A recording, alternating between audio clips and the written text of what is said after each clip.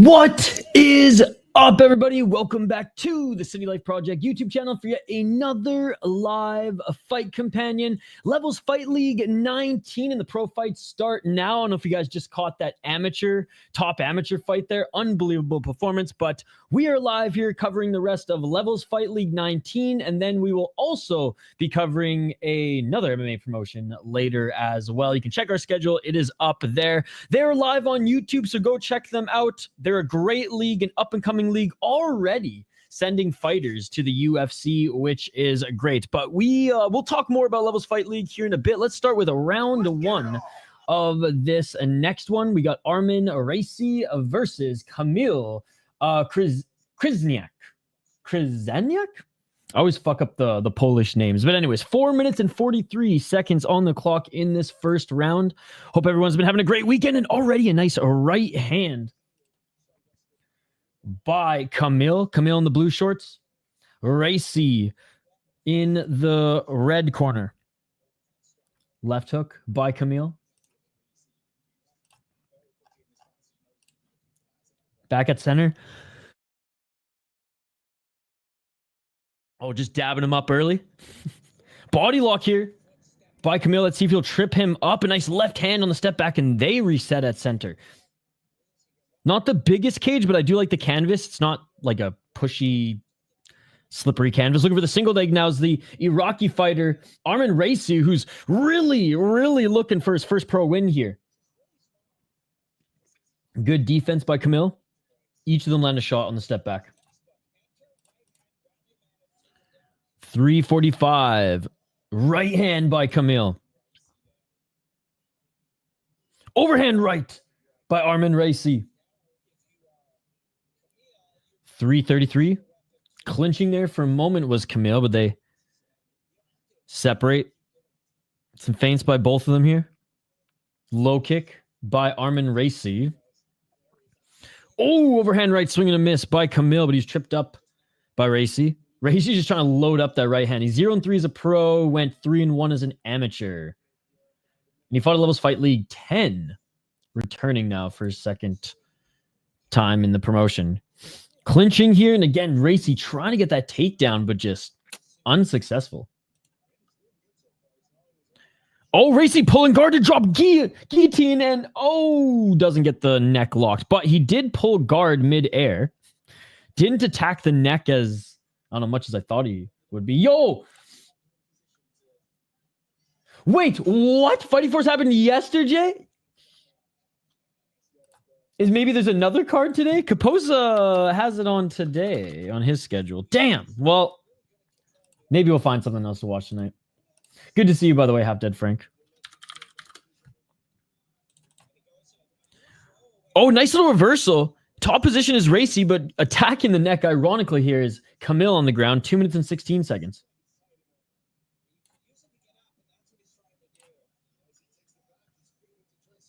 Oh, nice back take. Damn, you're right. It happened yesterday. What the hell? 2 minutes on the clock. Oh, now looking for an armbar. Armbar attempt here by Raisi. Well, hopefully we can find something else to watch this evening, Half Dead Frank. 149. How was it, by the way? Oh, that's so annoying. It's just annoying because I wanted to do another stream tonight. Some hammer fists. I'm sure we can find some low-level boxing or something somewhere. 133. Loading up that right hand is Raisi, but misses his mark. Looking for an ankle here, but just a sloppy entry by Raisi. Nice defense by Kamil. That was actually a nice little escape by Raisi. He didn't pull guard, but just dropped to his back to get back up to his feet. Now he's attacking the neck. 1 minute and 11 seconds on the clock. He's not going to get the choke here, but a good control position. Oh, look how fucking tan I am. Look at this tan, bro. How fucked is that? From 5 a.m. to 8 or to 7, I was working, filming an event, basically. The keynote speakers with 2 cameras and their mics and all that bullshit, taking B-roll of all this stuff going on.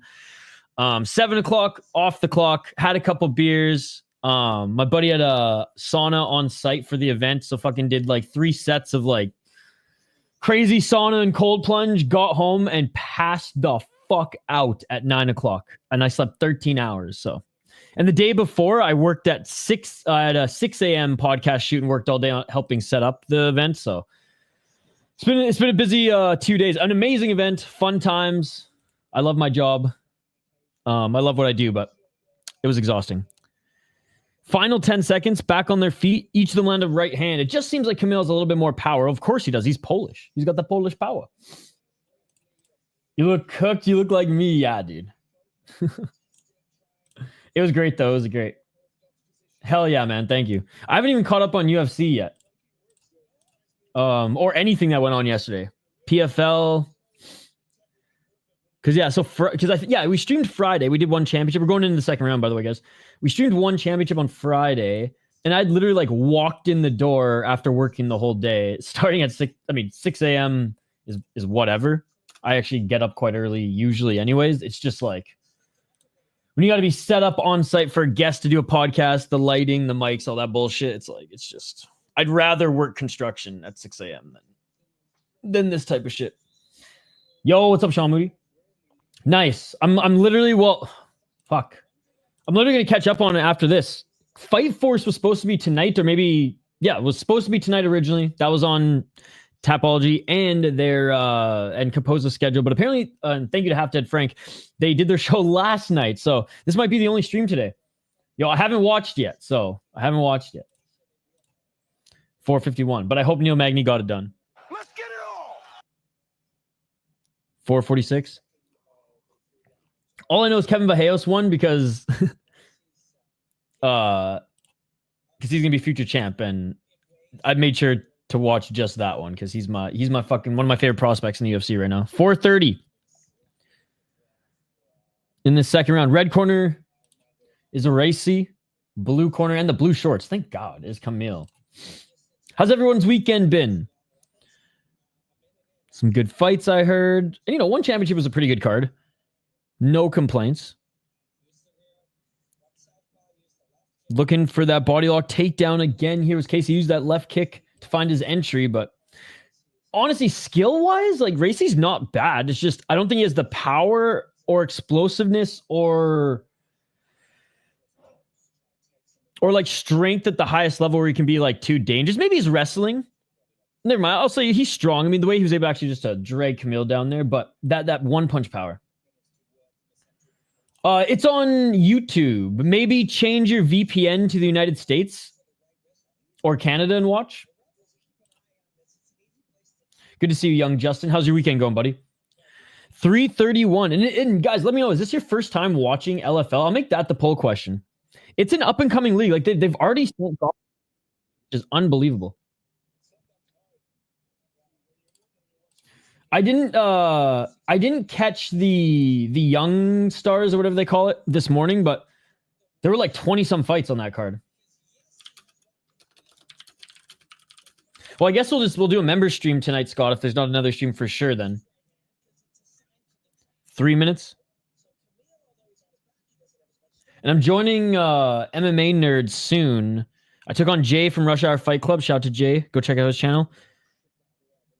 We did a podcast together. It's on the shelf. But hopefully we'll bring it back from the grave soon. Jay and I are like, we're still homies. It's just life happens. And isn't life, I mean, both of our works just kind of schedules changed and ramped up, and it was just like, man, we don't have time. Like, we would prep like 3 hours, man, for that show and make sure that like we knew what the fuck we were talking about. We had clips and everything, and we just didn't have time to do the prep. So it was like, we didn't want to just go on and just, I don't know, not be prepared. I certainly didn't. Yep. Orange gloves, orange blazer on the announcer. Yo, what's up, Shane? We are one fight in, but it's a pretty short card. There's only 6 more fights left. Oh, heel hook. Heel hook. Raisi looking for a heel hook. If you hustle, Shane, you'll probably be back for the last 2 fights. 153. Still looking for that heel. Is Raisi here? He's the attacker. Kamil just grabbed his also to be like, oh, I can be a threat too, boss. 137. Fuck. Speaking of lights, I gotta turn the house lights on here. With the one studio light that's like fucking blinding me. Because usually we stream in the evening, so like I have my window here and I just have my studio light coming through because I won't get that those au naturel rays during the day, but at night I keep my office light off. But it's looking rather gloomy here. 111. Yo, Shane, check out this fucking hat tan, bro. It's so gnarly. I woke up and like fucking hair everywhere and shit and looked in the mirror and I was like, oh my god. 58 seconds in, half guard. Great job by Kamil reversing. As Kamil was the one who took him down. Or sorry, Raisi was the one who took him down, but Kamil reversing. He's in half guard now. Pushing up on his left foot to try to get that right leg out of the hook. Side control, but Raisi on his knees, controlling his neck right now is Kamil. Yo, what's up? Ready? Let's go. Oh, Anaconda. Raisi with the Anaconda. And he's out of it. Raisi's out of it. Kamil threw the Anaconda up on Raisi. Raisi back up to his feet, pushing Kamil up against the cage. 25 seconds left. And Raisi with a takedown, but he falls on his back. Good to see you. Ready? How's your weekend going, brother? Oh, I didn't have coffee yesterday, too. That was the thing. I got like right to work. Didn't have any coffee. So from like 5 a.m. to 9, I didn't have any caffeine in me. Finally, someone had this like, what the fuck was it called? It was in a yellow can. It's like some iced tea, caffeine drink. I just fucking basically shotgun that bitch. And that is it. Oh, man. Kamil got a late heel hook, was cranking on it right when the bell rang to end the second round. So Raisi hadn't tapped yet, but he immediately grabbed his knee after. So maybe there's no tear, but that was close. Woke up to this, didn't see anyone, then drifted to a World Series for kids. Nice. Yeah, I didn't start this on time. Let's just say that. Man, last night, so I got home after this crazy 2 days of work, and I passed out. Didn't eat dinner, didn't shower, didn't smoke a joint, didn't grab a beer, didn't have a coffee, nothing. Right to, like, it was one of those where you, like, lay in bed, I was like, oh, it's good to be home, and out. Then woke up at, like, 9 this morning and was like, holy shit. So I've been just kind of catching up on stuff because Thursday, Friday, Saturday, or even Wednesday I was at that World Junior thing. So yeah, between Wednesday and like today, it's not been a weekend. No complaints. It's just been busy. I dig it. Yeah, yesterday it was awesome. Round 3, by the way, guys, just started. Really cool event. I worked all day. I was at this brewery, so once I was done the event, got to soak in some craft beers, some good food. And then there was like a mobile wood sauna at this, right on the lake, because the breweries are on the lake, this big lake. Lake Minnetonka, actually, where Prince used to live. Definitely purified my soul in the waters a few times, did some plunging. But I was just beat, man. I was beat. Takedown attempt by Raisi. Kamil stuffing the takedown, back up to the feet. Right hand by Raisi. Raisi with an elbow to the body. Kamil's slowing down a little bit. Raisi gets the heel takedown. That is right. He was so far on that takedown, but he got it done. And oh my God, Raisi's in full mount. What a pass. Side control to full mount. Raisi's in full mount. Elbows, Raisi. Elbows. Get your first win. Let's go. Raisi with a couple elbows, causing Kamil to turn. Kamil's gassed. Bro. Raisi landing left hands. Kamil not doing a good job of rolling out of this or being explosive, and his toes are in the cage, ref. Like, come on. Oh, big elbows. Raisi's got to rain down elbows here, and he'll get his first win. He's never won as a pro, ladies and gentlemen. And he's never won an LFL so far. Oh, full mount still. End it. Elbows. Doing a good job of holding onto the body right now is Kamil. Another right elbow. 1-3. Yo, man, it's something. Getting your first pro win is something. Have to Frank. How was the fighting force last night? I'm gutted. It's that Kaposa and Tapology got it wrong in their schedule when I made my schedule early last week. 248. Still in full mount. 244. Come on. Oh man, there's only 516 people watching Levels Fight League on friggin' their YouTube channel. Come on, there should be more. There should be more. Elbows after elbows. They just ain't hellbows because they ain't finishing our Kamil here. Still continuing to rain elbows though. Blocking most of them are Kamil, but he's not able to get out of this full mount position.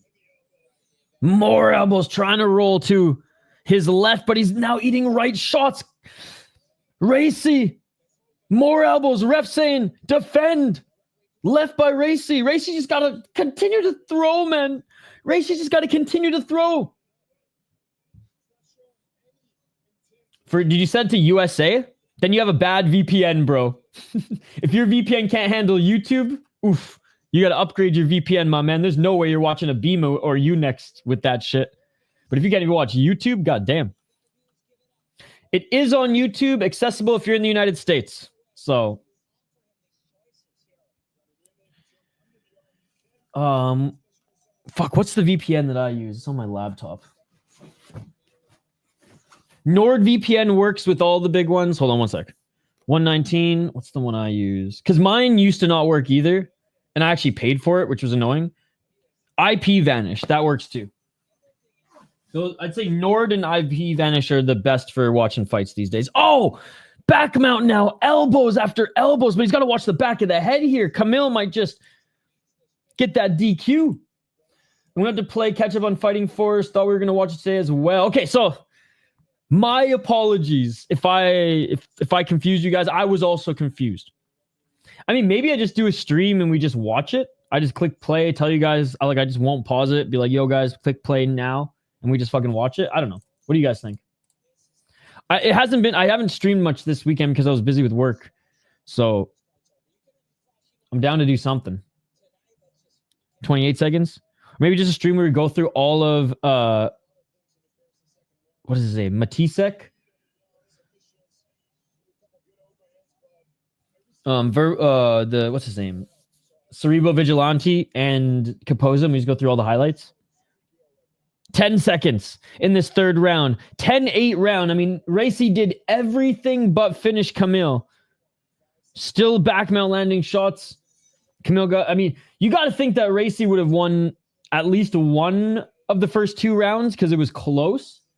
And he 10-8 the third. So it's a draw at worst for Raisi. You know, a draw at pro ain't a loss, you know? So, I mean, that's a step up. It's at worst a draw if Kamil won the first two rounds, or he won round one or two, and wins the fight. Well, what the fuck just happened there? There we go. So, anyways, that's what I'm thinking. What do you guys think? Let me know in the chat. By the way, the main event is actually a really good card, or a really good fight. Sardari versus Silva. Sick fucking fight. Co-main. I mean, we got heavyweights, so either fun or depressing, but I feel like it's just more so depressing in the UFC these days. Unless your name's Alvin Guzzi Hines. Let's fucking go, baby. Oh, there's a cut on the left side of Kamil. Yeah, draw or a win for Raisi. That's what I'm saying, guys.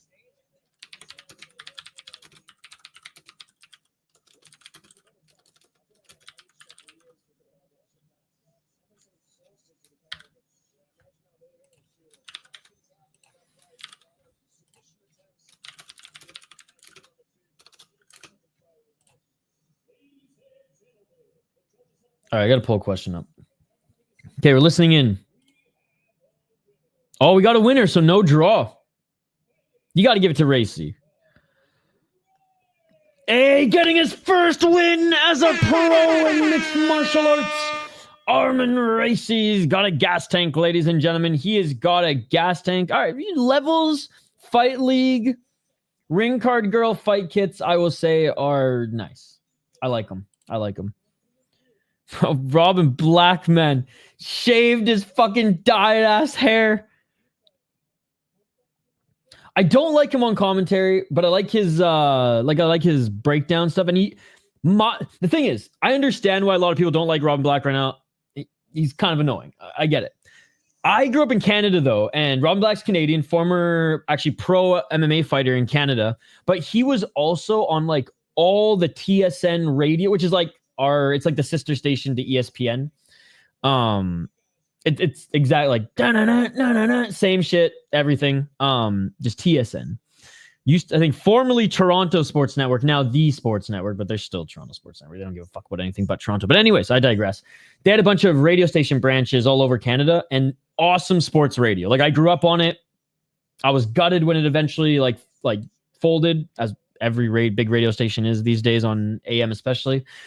But that's what I grew up listening to sports radio. That's why I did some sports radio work, and that's why I love commentary stuff. Anyways, he used to be the only and pretty good like MMA and combat sports panelist, sometimes on TV for TSN, but like he'd make the rounds on every local radio station when there was like a fight in Vancouver or like, you know, BFL like became a thing and like little things like that. So I grew up as him being the radio fight hit guy.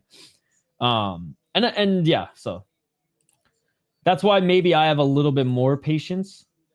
Because I'm like, I know you're not just this character. And he used to fight, which is pretty cool. But, yo, what's up, dude? Chris Cushman, good to see you. Oh, I'm going to turn on this light because it is gloomy as fuck. All right, that's a little better, eh? That's a little better. Oh. Fuck, I slept a lot yesterday. I'm still fucking zonked, chat. It's nice out today though, so I guess if we're not doing another stream, we'll do a member stream later. I'll do that because I don't think we did a member stream last week and it was super busy this week, so I couldn't catch up on it. So I have some highlights and some notes from like MMA stories actually right here.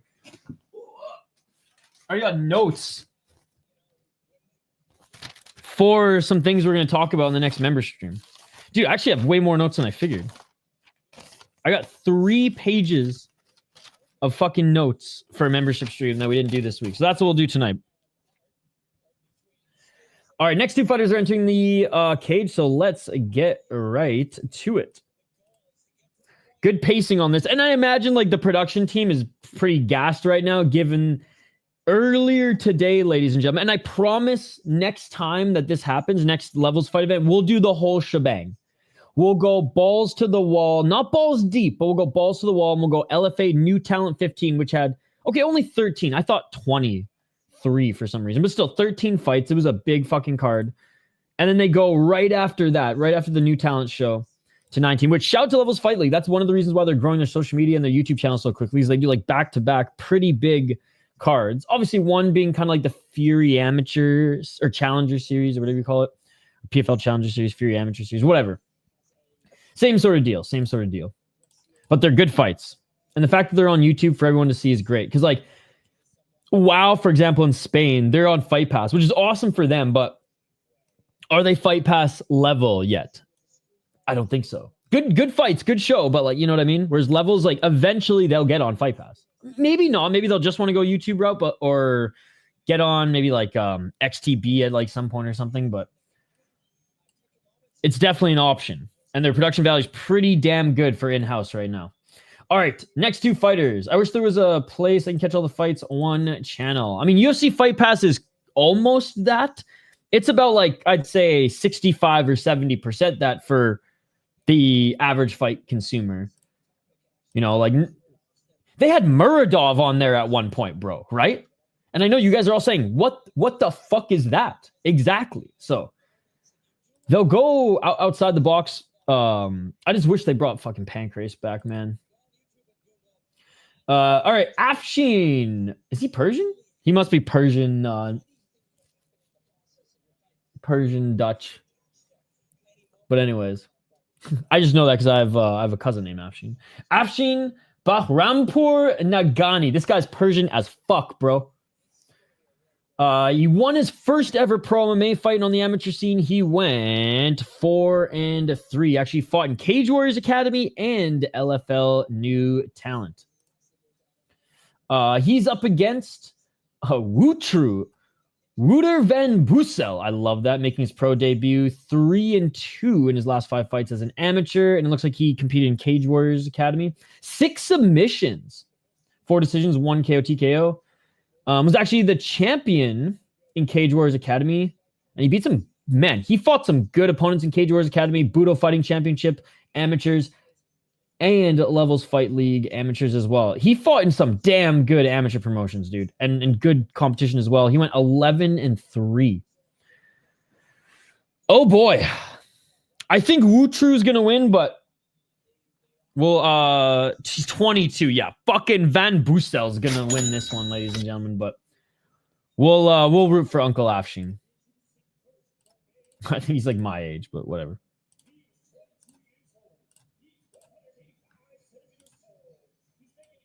All right, 155 pounds.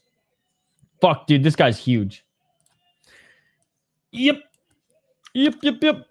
Fed to the wolves is, well, I guess not even fed to the wolves. Given a lamb in his first fight. Bussel. All right, round 1 about to begin. They're just announcing the fighters. Bussel's in the blue corner. Afshin, Naghani in the red corner. Hey, you know what? He's got a fan base too. He is from the Netherlands.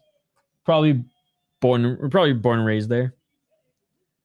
One of his parents probably blonde hair, blue eyes, like one of my parents. But that fucking carpet gene, man, it fucks you up.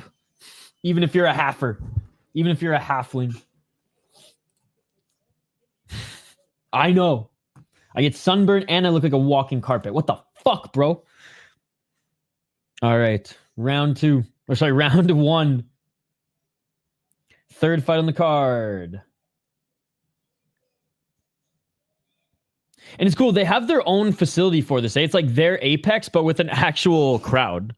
Well, like with actual crowd seating. All right, round 1. Vote in the poll question. Is this your first time watching? Oh, low kick by Wouter. Hey, let's keep this going. What channel? Hi hockey, bye hockey. Hockey from home. 4 minutes and 40 seconds. Who hasn't been here yet? Which is surprising. Looking for the takedown. Here is Naghani. Looking for the single leg. Good takedown defense by Bussel, who's got a ton of height on him.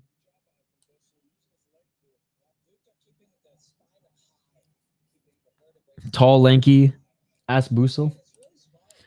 Clinching is Naghani. Nice knee by Bussel. Naghani with a couple short left hands. 4 minutes and 10 seconds. Naghani with the left.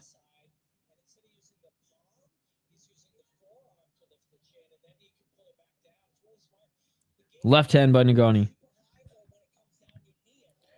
Oh, big knee by Bussel. Big knee to the bodies by Bussel. Bussel just pushing the head of Naghani out and just landing knees in the clinch. 350.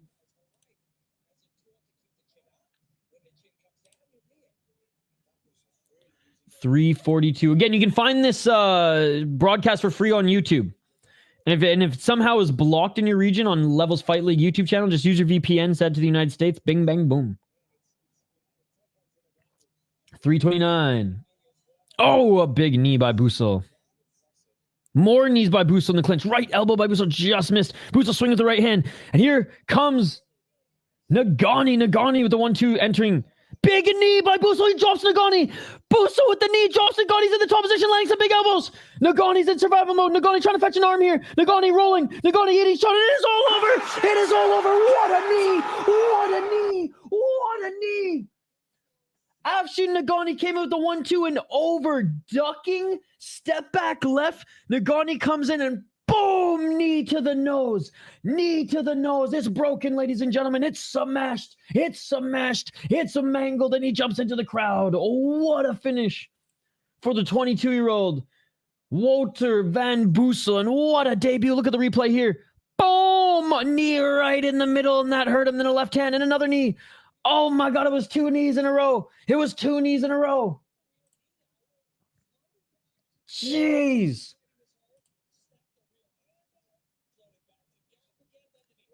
Oh my God, dude. Insane.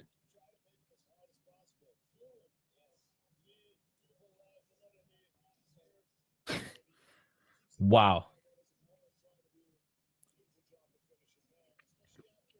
That's another reason why I love that WOW or WoW league in Spain, is because it's wow. You watch all these fights, you go wow. They fit in a dad joke or just dumb person sense of humor into their name. Yo, Andrew, what's going on, buddy? How's your weekend been? Sorry I wasn't able to stream yesterday, my friend. I was out at an event all day, Andrew. I met some hockey players yesterday, Andrew. Nick Leddy was there. His uncle I actually work for. He owns one of the breweries I go to. So Nick Leddy was there. Who else? Now I'm forgetting all their names. Not Goligoski. He wasn't there. I think Forbert was there. Derek Forbert. Mike Riley. Great win by Van Bussel. I'm doing good. Nice, man. Nice. Is there baseball on today, Andrew? Are you going to hang out like outside, or you just chilling on this Sunday? And it's pretty smoky in Ontario, eh? Dude, the fires from Manitoba are actually hitting Minnesota right now. So it's pretty smoky here, Andrew. It reminds me of BC right now with all the smoke. And I ain't talking about the bud. Both. Nice. Yeah, I think I'm going to go for a run after this, Andrew. Shave, shower, and then get some more YouTube stuff going. Dude, this kid's sick. 22 years of age.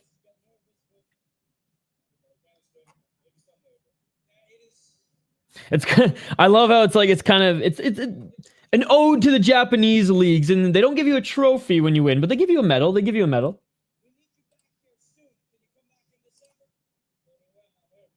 Oh, so they said he'll be back in December. I'm guessing that's their next show.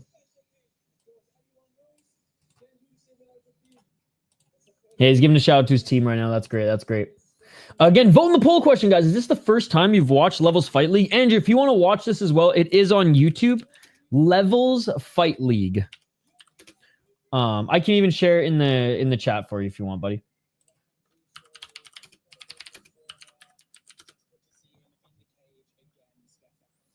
Yeah, because there's only 565 people watching on their channel. Come on, we gotta add a couple viewers there.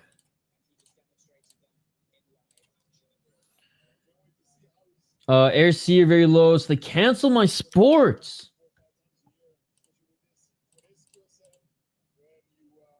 Yeah, well, you know what, Andrew? There's not a lot of sports going on this summer right now. I mean, like, I'm not a big baseball guy personally. And I don't like watching golf.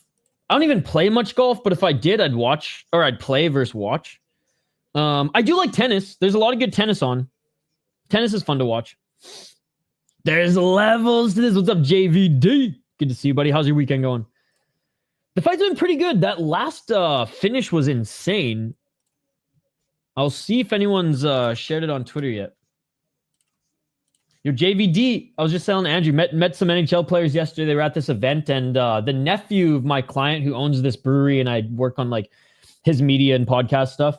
His nephew, who they're only like 8 years apart, because he was the youngest in his family. Is Nick Leddy, who played long time with the New York Islanders. Oh, that's why YouTube keeps crashing. They added the symbols back to the names. Why did they go back to that? They've gone back and forth. They also updated something else. I got an email about it. I didn't read it. But they have been cracking down. Like, not cracking down. They've been changing some things around too. Like, I have this one podcast client who, like, I don't know, I'm just on them with their swear words and things like that, and some off comments on YouTube, just because, like, they don't care about any of that shit other than just like making money. They can kind of go home free on their own platform and podcast. So like I edit out like all the swear words and just anything like mean, just because they simply want to maximize their profits on their YouTube channel. But even now, there've been like a couple times where like I'm like, what? This word made them lose a little bit more money, and I like talked to someone on YouTube, and I was like, interesting. So I clearly don't give a fuck. Fuck. There, I just lost probably 60 cents doing that. I played track and field and soccer. Nice. They still won't fix buying a membership on mobile for whatever reason, which is weird because I feel like a lot of people, most people are on YouTube on their phones. Unless they're like sitting down watching a bunch of fights, but just like casually on the, like, I find myself more so on YouTube. I use YouTube more so than even like Netflix these days. Fight Pass still more. But like I have YouTube Premium on my main account that I share with my business partner on City Life.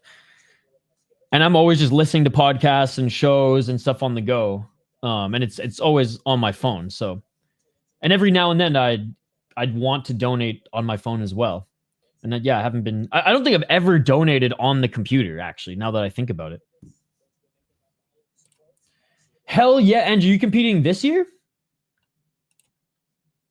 I think I saw some video clips and pictures that you posted last summer, or was it the summer before?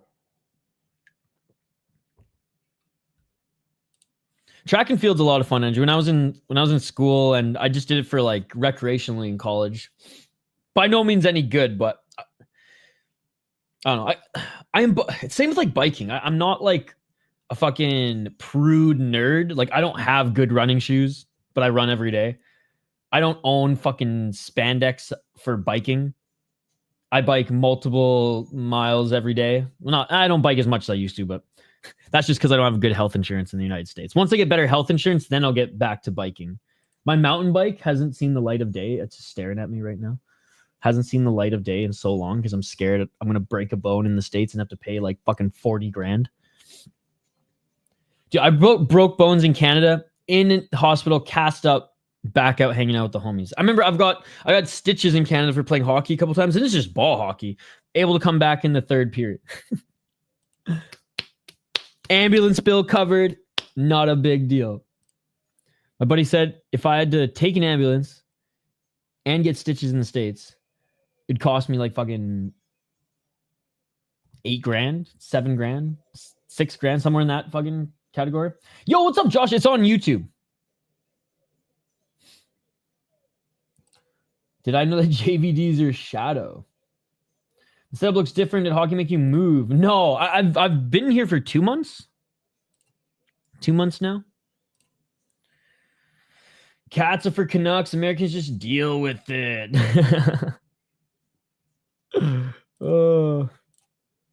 Fair enough. How would you well, I guess I didn't have a cast for my collarbone, but I'm glad they like somewhat put it back into place. Dude, I had this bone sticking up. It was wild. So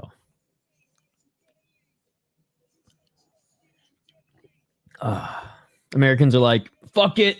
I'll survive an infection. 2 weeks later, we're all at the funeral. Bro, that algorithm is real. You just named 12 out of all things I'm into and do on Sundays. Wow. How are you still going to break into your house though? Oh, 100%. Dude, and like, I don't got bars yet on this window. And she noticed that. I literally like did that for a second in the stream. She's like, oh, there's no bars in that window? I'm like, oh my God. Oh my God. All right, we're in some commercials right now, guys. A little buffer time, dare I say. But we got a 135-pound fight coming up next. Only one coffee, and honestly, Andrew, for getting up in the morning 2 days in a row before 5 a.m., I've been disciplined with my coffee. You know how they wrap your hands so they don't break your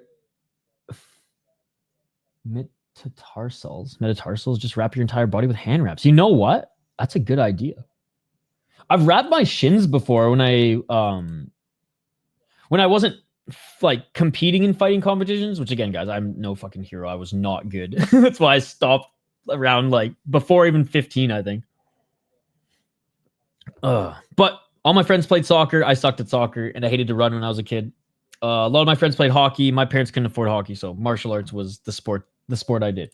But when I was just training after, because I trained in high school and just didn't fight for a little while until I don't even know how long. But I used to wrap my shins because we would kick these pads that were like there was more wood in the middle than pad on the outside. Let's just say that. And it was great. It was great.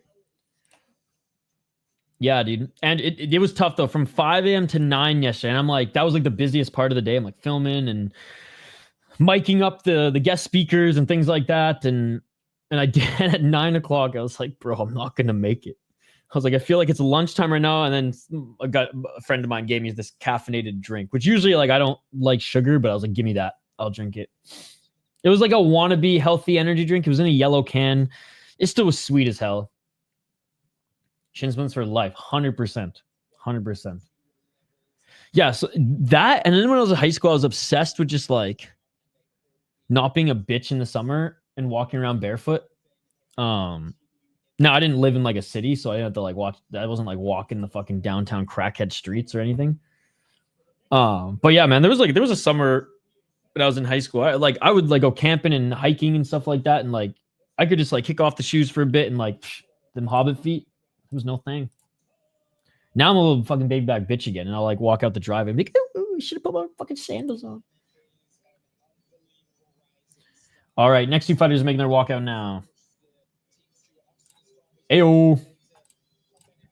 All right, Barry Irausquin. He's from Curacao. Wow. Curacao. 1-1, 3-2 as a pro. I feel like I'm mispronouncing it wrong because there's like a fucking... Isn't there like some Star Wars planet called Curacao or something? I'm like kind of a nerd, but not that much of a nerd where like I need validation. 1-1 as a pro. Beat a 1-2 guy. He knocked him out in the first round, then lost a decision to Horn Kurt. As an amateur, he went 3-3-1. Looking at his opponent, Saeed Reza Shirzad-Iniolia. That is Persian as fuck. Although I've never heard of this last name, but Shirzad Reza, I mean. 2-0 as a pro. Persian, but out of Afghanistan. Interesting. Very interesting. 20 years of age. Hasn't fought since 2022. Wow. Fought in Kadirov's fight. Like, Jesus Christ. And then fought in SF. I don't know what this is. Okay. All right. Let's see what he got. Let's see what he's got. Give me the Farsi. Pedasote. Hoshkale Azizam. I actually don't know much Farsi. I just know I can understand enough to converse with the aunties, but that's about it. Tom Bennett next, not Barry. I think. Oh, wait, what? Oh, god damn it. Well, maybe this one was canceled then. Because you're right. I look up on screen and there he is walking out as Rashid Bulguchev, who's actually from Belgium. All right, let me switch this up on the bottom.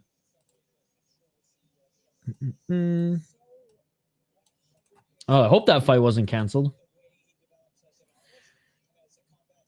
Dude, my kids say it. Cringe. What's your sign? Aries, I think. I was born early April, so Aries? I always thought that sunscreen was for pussies too. Now I'm 28 with skin like a 50-year-old. Dude, yeah, because my mother's a white as snow, my two younger sisters, they, and actually all my cousins, like they all got like the Persian fucking skin tan gene. They're fine. They don't have to wear sunscreen. I get fucked up, dude. And like, I turn brown. I turn into a real Persian, but that's after the fucking skin peels off, right? Because I'm actually quite white. It's just masked by fucking Chewbacca hair.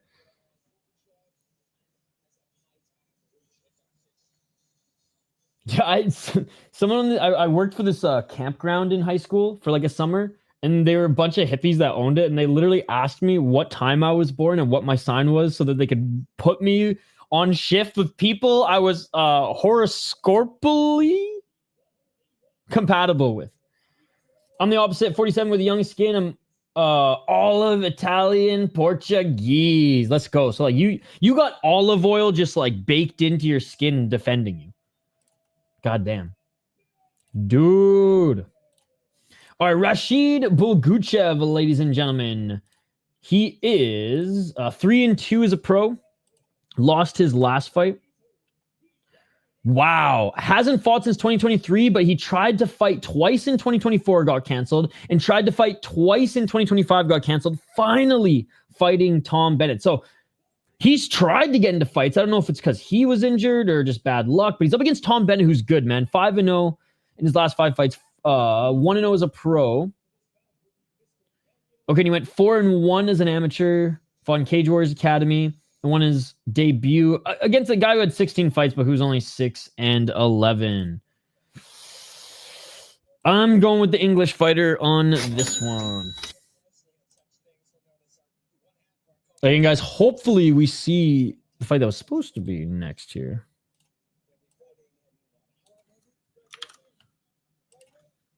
All right, round 1. Let's get it on. Let's get it. Oh, look at that. Robin Black answering fucking the chat questions. They're fighting in an hour, I think.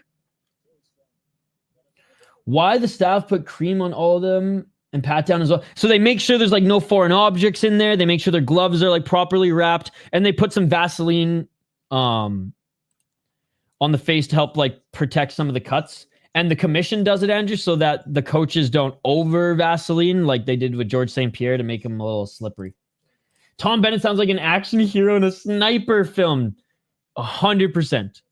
Who kind of looks like Tom Hardy. That's just where my mind went. Maybe it's a Tom thing, but still. 4 minutes and 16 seconds. Looking for the takedown here is a Rashid. Rashid in the white trunks.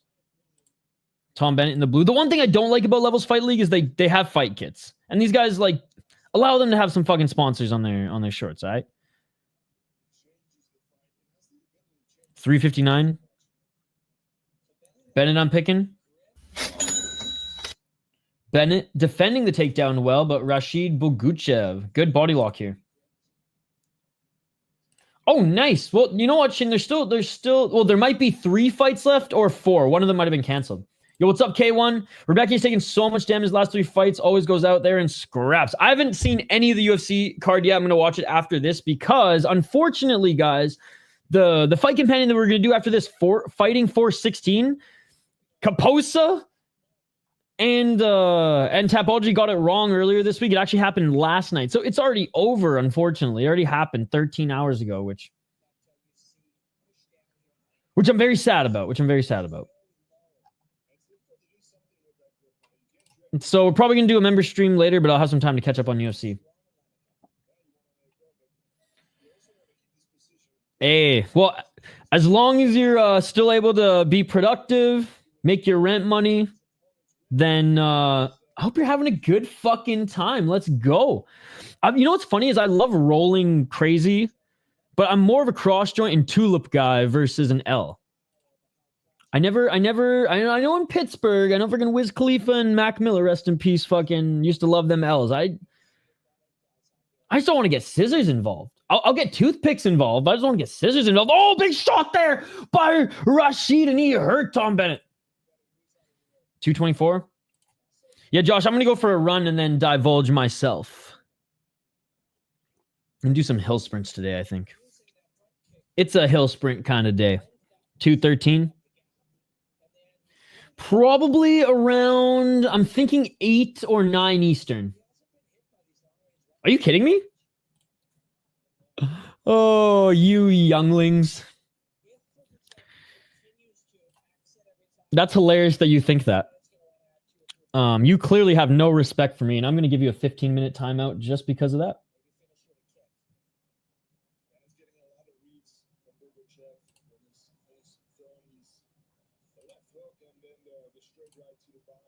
One minute, 38 seconds.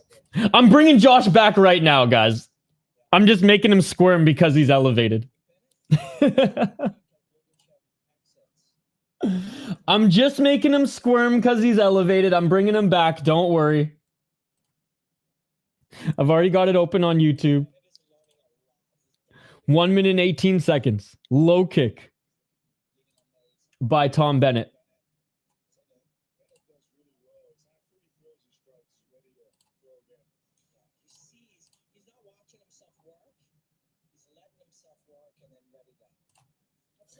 One minute on the clock.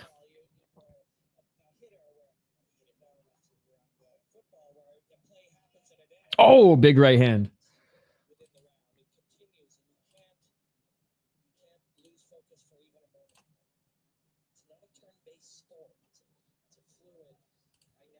.40 seconds. Still on the feet there. Nice right hand by Tom Benett.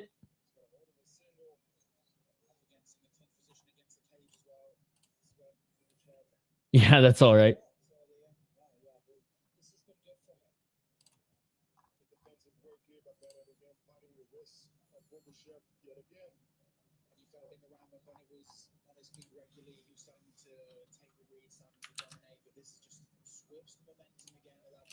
Ten seconds on the clock. Oh, look at that left elbow is Rashid. And that is it for the first round. Not the most exciting first round. Don't worry, Josh, I'm bringing you back. I was just making you squirm.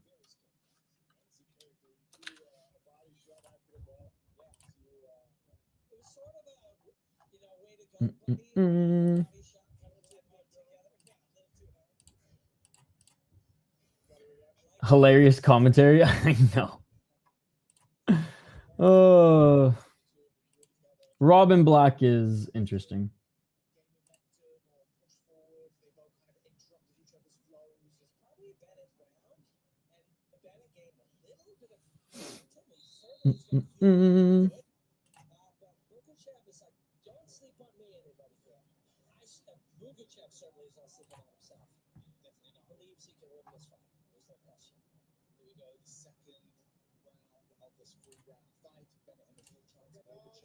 All right, next round here, ladies and gentlemen. Yes, 100%. Benett is downloading tons of information. Benett was dominating. Round 2.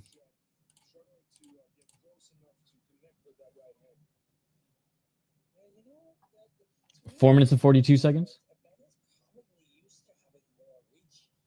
Low kick by Benett. Left to the body by Benett.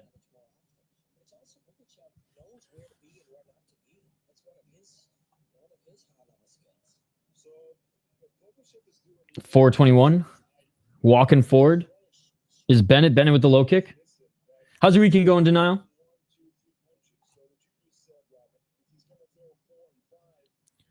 .409.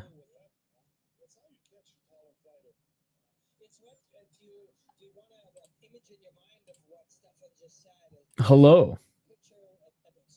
I hate how they don't have a lower third with their names. I know. I don't remember if they had that last time either. Did you see he shaved his head?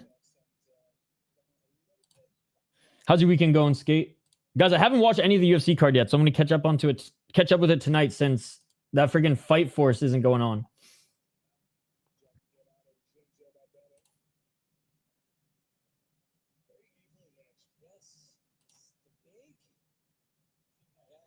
.325. Right hand by Benett. Definitely a little bit more of a technical striking match here.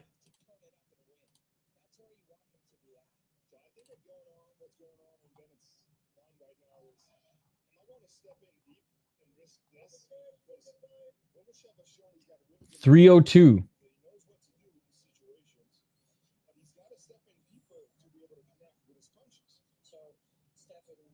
Looking for the takedown here now is Rashid.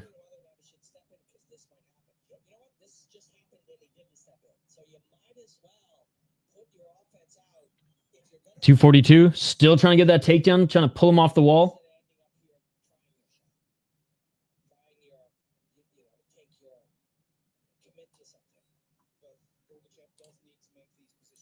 I didn't even watch UFC last night, but more upset I miss Julian Lane dominate. Right, he was doing BKFC.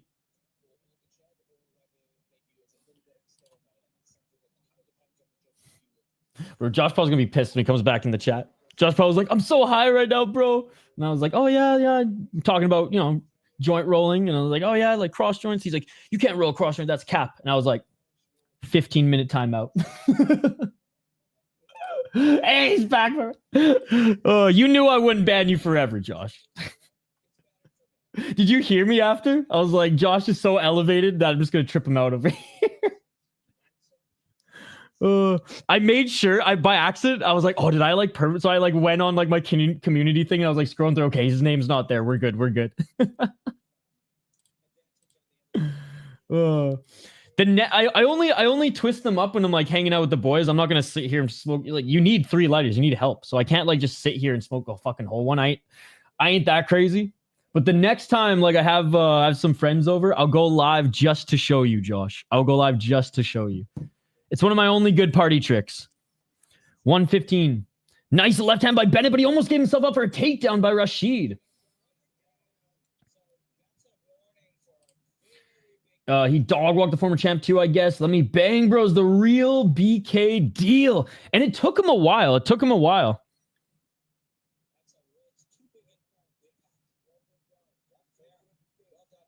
Oh, getting a point taken away is Benett here. Grabbing the cage. Let's go, LFL. Let's go. You grab the cage like a bitch. You get a point taken away. He's lucky to have his fingers. Not tonight. I mean, if we want to do it tonight, we can. I don't have time to make the promo then. I originally said Sunday was good, but then no one confirmed. So I was like, okay, well, I'll just catch up with Skate today and we'll find a date this week. So yeah, I mean, we could make it work tonight. We'll just have to connect after this. So I have to get some shit done. Mostly just I want to get some hill sprints in, but then I'll be online after that. I won't have time to make the promo. I bought a red wig. I was gonna go full iDubbbz in the promo video, but we'll have to save that idea. Ooh, we could do that. Okay, well, I'll text you after. Because I'm gonna go work out after this. Shit, shower, shave, and then I'll be back online the rest of the evening. Now that there's no stream, I can actually adjust my schedule. Let's fucking go.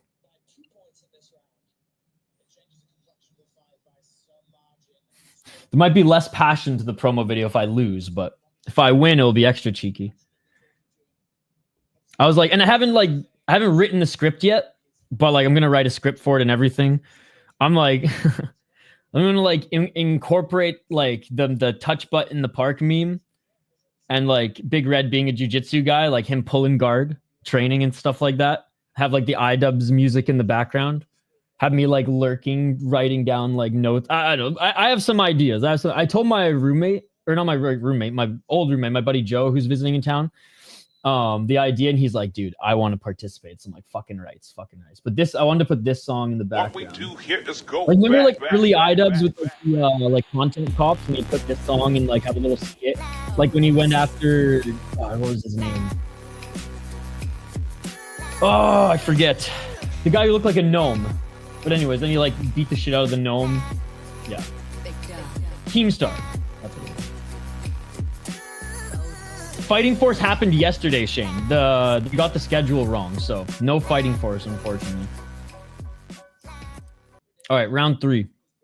Let's get it all. And again, round 2, Benett was doing better. I think round 1, honestly, Rashid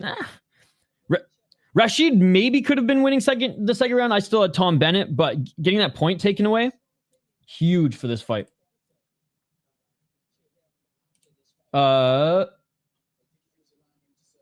Neil Magny will never get cut from the UFC. Always look like he's about to go on a huge loser, then just win somehow. I can't wait to watch the fight. Might have to wait. Have you seen Big Red's promo? He cut on. No, not. He said it was. He said he didn't go full musical. Did he actually? Let's go. I missed it too. I was working. Oh, nice right hand by Benett. Okay, sounds good. Benett looked mentally defeated at the end of the second, but he's doing pretty good right now. Nice 1-2s. Low kick. Maybe Rashid's just tired. Neil Maggie's exact opposite of Kevin Holland. And Maggie's what, 38 now? 329. I've always loved Magny. Like, yeah. Was army guy before getting into fights as well. 314. Like, the reason I think I don't like Ian Gary has nothing to do with the fucking his wife. It's everything to do with what he said about Neil Magny. Petition to legally change his name to Neil Magnum.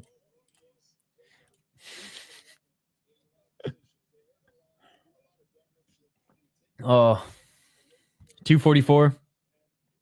He'd be the only one that didn't. If the boys were still allowed to have fucking sponsors, he'd be the only one who didn't have Condom Depot. He'd have Magnum.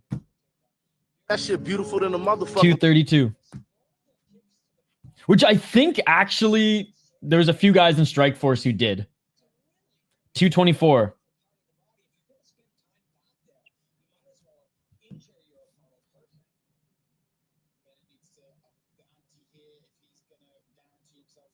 Oh, nice. Left by Benett. Front kick by Rashid.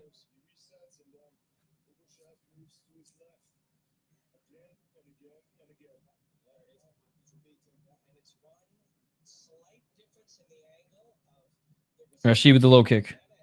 Benett still walking forward, though. Rashid is not really... I mean, he's been kind of tentative this whole fight, and he just, like, when he pulled the trigger, he landed some good shots, but he has been on the back foot, trigger shy this whole third round.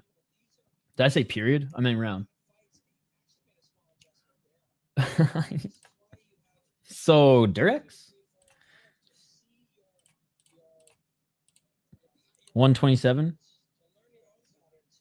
Okay, let me fire this up. 143.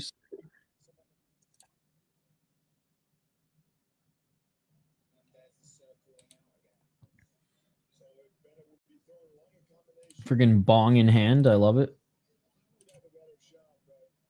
He's like the opposite of Jay.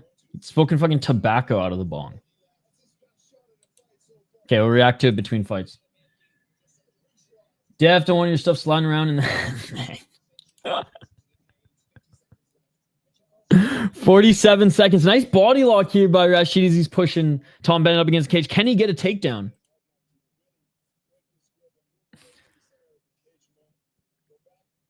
Dude, I remember the first Levels Fight League we covered. They had some... Yarno Aarons was on the card. That's why. Like, because I remember on their YouTube channel, they had like 10,000 people watching. Only 600 right now on their channel. He's the opposite of Jay. Neil Magny is the opposite of Kevin Holland. 17 seconds.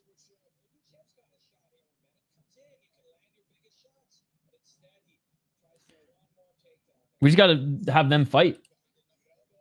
Magny's 170, right? Holland can make 170. 102, looking to grab the cage again. Dude, this guy, Tom Benett, already got a point taken away for grabbing the cage. He went to grab the cage again. And that is it for the third round, ladies and gentlemen. And this one could be a draw because Tom Benett did get a point taken away in the second round.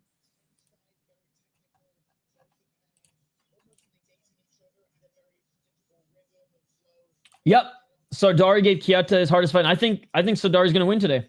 No joke. The condoms here in Asia are smaller and cut off the circulation. They get people who bring suitcase full of condoms from America and slang them on Facebook. That'd be so sketchy, though, because you don't know...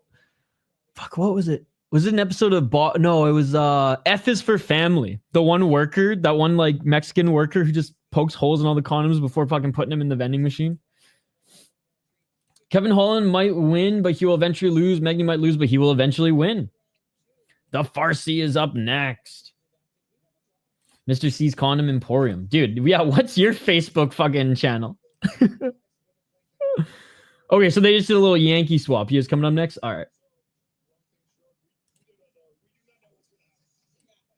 Little Yankee swap on the schedule.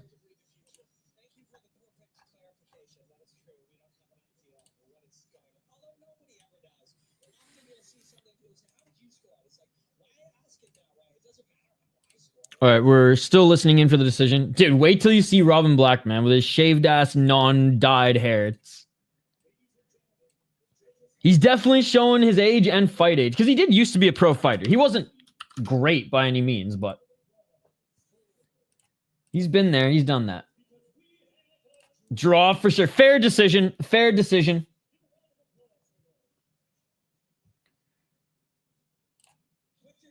What brands? Oh, all right. We have a... They still get a... No, do they get a medal for a draw? Do they each get a medal for a draw? That's hilarious. Hey, I know that guy. He's Pinto, right? He was a former LFL fighter. He's now in the UFC. Shane? Not Shane. That's the fucking hockey player. Tetsuya Tower learned good striking, got a knockdown in the first 30 seconds. Nice. Like I said, I can't wait to watch the card today. I heard it was great. I got to catch up on the PFL card, 1 Friday fights, and that for sure. What else did I miss this weekend? I missed a lot. Participation trophy. Kids these days are too soft. Never worked a day in their lives. In fairness, I feel like at like the track meets and shit, we'd all get participation fucking ribbons. I think I used them as like a napkin, but like we still got them.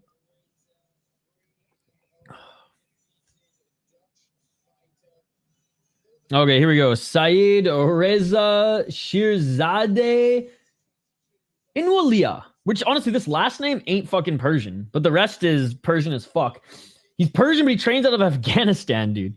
I mean, maybe not anymore, because like, isn't MMA illegal in Afghanistan now? Which is why a lot of them actually like moved to Germany and the Netherlands. But anyways, I digress.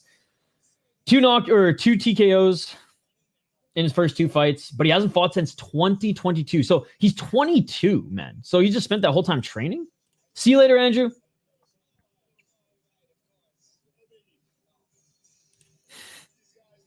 Which like extra small magnum is just normal size.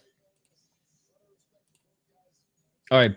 We got Barry Irausquin against Saeed Reza Shirzad-Iniolia. He is 2-0 as a pro. And no amateur fights really recorded. This was not really a pro fight, so maybe we'll just count this as an amateur fight in which he won as well. Barry, 1-1. This reminds me of Archer. Very good, Bionic Barry. Very good. 1-1 as a pro. Beat someone up in the first round, finished them, lost unanimous decision. Maybe, I haven't watched this fight. Maybe Kurt gave him a lesson in grappling. As a pro, he went 3-3-1. I'm going to go with the Persian fighter on this one. Rise World Series, right. How was it? You know what's funny is people were like tagging me and asking me about the small gloves fight. I used to get a bunch of bronze medals from round robin wrestling matches as a kid. They gave me to 3rd and 4th, luckily. Otherwise, I'd have nothing. Chad Collins and Kento Haraguchi is the only fight worth watching. It was the worst Rise card I've ever seen in a long time. Shocked me. Damn.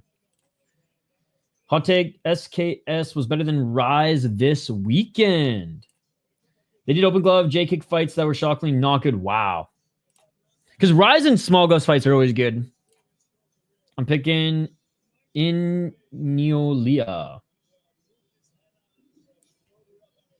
We did watch that fight. It was on the Aaron's card. Levels Fight League 16. Oh, that's right. We did. Fuck, why can't I remember how it went then? Maybe because it was just that much. Maybe it just wasn't a scrap. Not actually the worst take. I remember streaming that card with you guys. Yeah, I remember obviously the knockout. Yeah, he dominated. This was actually surprisingly fun. Yeah, and I remember this actually being a really, really good fight as well. And I remember people were arguing that Machado like actually won that one. Oh yeah, I gotta react to the fucking call out here. One sec. Or not the call out, but the promo.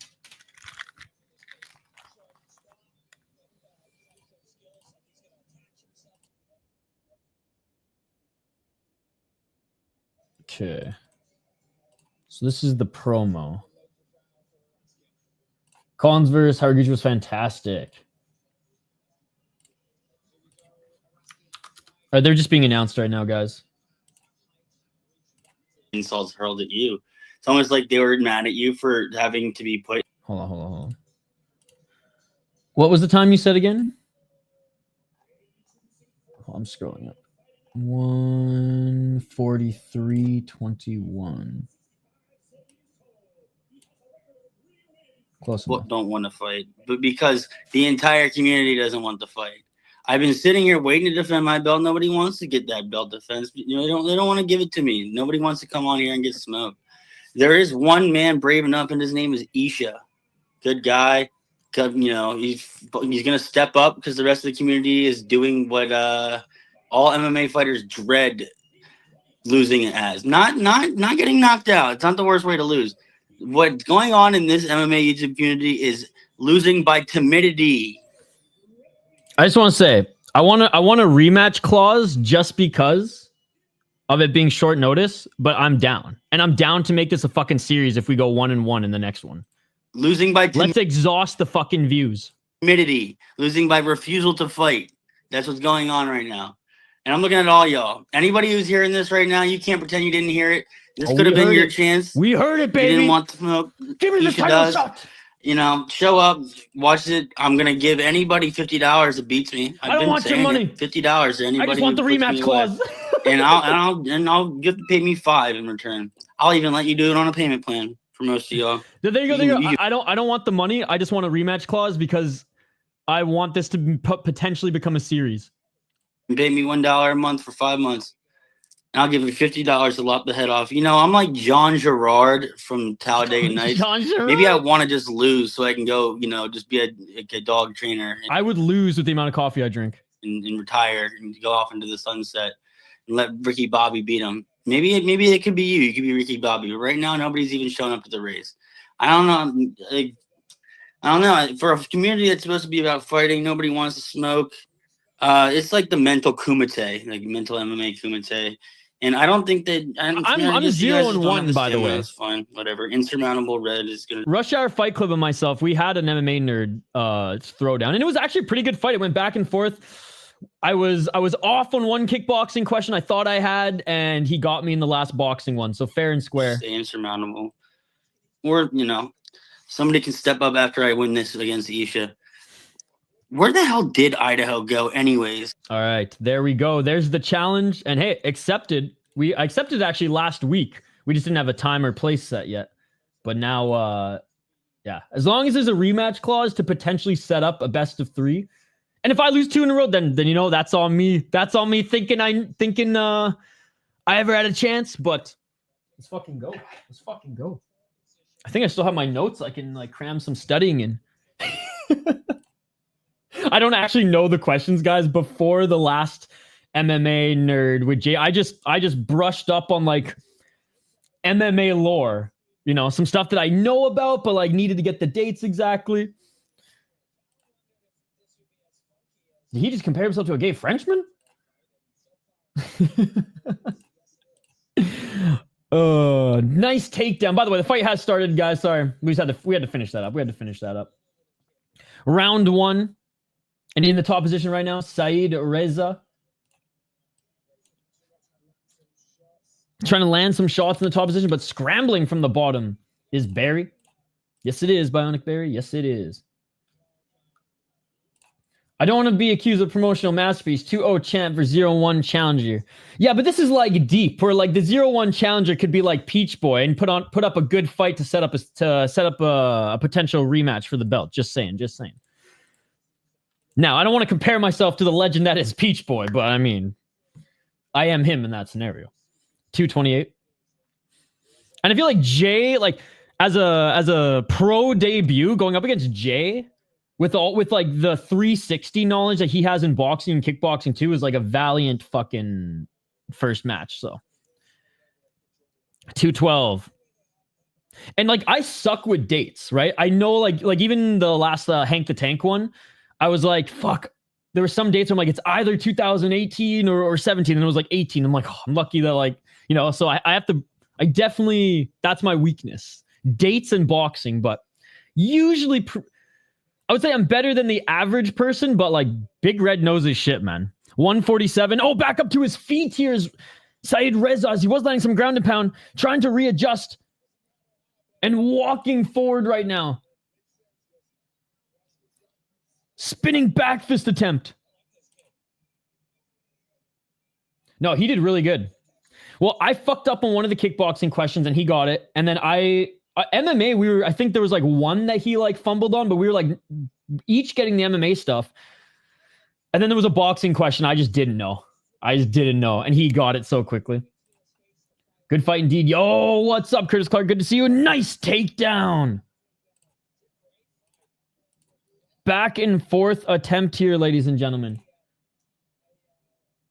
Syed in the top position, in the full guard. Irausquin was looking good in the top position just a minute before. They've been going back and forth here. Potentially looking for a triangle here or an up kick. Is Barry? Yeah, he's got to be. He's got to make his nickname Bionic Barry. I mean, Archer's one of the best fucking comedies out there. And yes, it's gone on longer than it should. It squeezed a little too much juice. Oh, heel hook attempt. Heel hook by Syed Reza. This will test the Bionic Barryness of Barry. You just think those rising cards are pretty long, like the one we just watched for the 31st $20. Ain't horrible to watch. 100%. For 15 to 20 fights, you get your money's worth. It's like $1 a fight. I'm watching the CS a grand final. Shit is fire. Cashed a few bets too. Let's go. Oh, now looking for a potential knee bar is Barry. And that is it for the first round. What a fun round. Back and forth, ladies and gentlemen. Scrambles galore. I'm excited for this next round. I have no idea who won that first round. Hell yeah. Yeah, no, Ryzen's awesome. And even if you fall asleep, if you buy it, you have a 2-week span of being able to watch it before it expires, and you can only watch their catalog by being I like a subscriber of their channel or whatever it is. Their service, streaming service. By the way, is this your first time? Oh my god, I literally made a spelling mistake in the fucking poll question. Whatever, dude, whatever. I'll just redo it. What was your first time? I smashed the keyboard like I'd smash Jessica Alba. I was too quick. Is this your first time watching Levels Fight League? 50% say yes. Okay, I'm gonna not look like a peasant and actually type it correctly.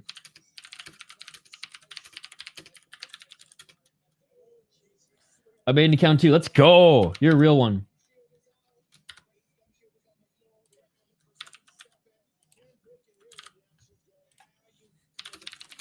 Oh, someone's mouthpiece fell out. All right, we'll change up the third option. The Money Badger would be a better nickname. Oh, that's good. Yeah, Honey Badger's there's too many. Nick lost yesterday. I was at a watch party at the gym yesterday too. Whack. Oh, damn, dude. He'll come back strong. Yeah, I didn't watch any combat sports yesterday. 5 a.m. to 7, I was working an event. Did a little sauna cold plunge. Had a couple beers after, which is, counterproductive, but whatever. And then got home and just passed the fuck out. Dude, I look up fucking tan. Look at this hat tan I got right now. Look at this fucking hat tan I got on going right now. It is fucked, bro. I am baked and not of the weed variety. Eyes on the fight, mind on Alba. Oh, always. 355. Yo, what's up, Loki Day? What's your opinion on Herb Dean as a ref? Not great these days, but better than Herzog. Honestly, has been better than Mark Goddard. Mark Goddard is terrible for ending fights too quickly. Herzog just went from like the best to just baked, speaking of weed. And Herb Dean, I would say, has really good nights and then has mid nights. He hasn't been as bad. Like, there was a stretch where he was like bad. I want to say between like 2019 and 2021 or 2022, he wasn't great. I think he was probably just overexhausted doing shows everywhere. Now he does a lot of one championship shows and actually skips a lot of the UFC stuff, which is good. Where Herzog is everywhere right now, so exhaustion, right? Regionals, fucking Japan, obviously UFC. I think Herb does let the fights go on a little too long, but he's definitely been better recently with the schedule being a little bit less. I think that's real. I think guys who ref too much aren't good. And they can become bad refs because they ref too much. Right? Like we saw Mark Smith getting a little bit same thing. He was doing a lot of regional fights too, and he was fucking up in the UFC. Starts to take it easy with the regional and just do the UFC cards. And I feel like Mark Smith's kind of come back to the level in which I, hold him accountable to. That's what I heard. I can't wait to watch it. Hopefully not, though. He might be cut. Yeah, hopefully not. 205. He's definitely one of the pioneers, Herb Dean. So, like, me being critical of him, I'm not saying he's the worst ref out there. And if anything, with how kind of bad it's been in the last 2 years, he's one of the better ones. But 147. Looking for that takedown is Reza this round. Still up for grabs.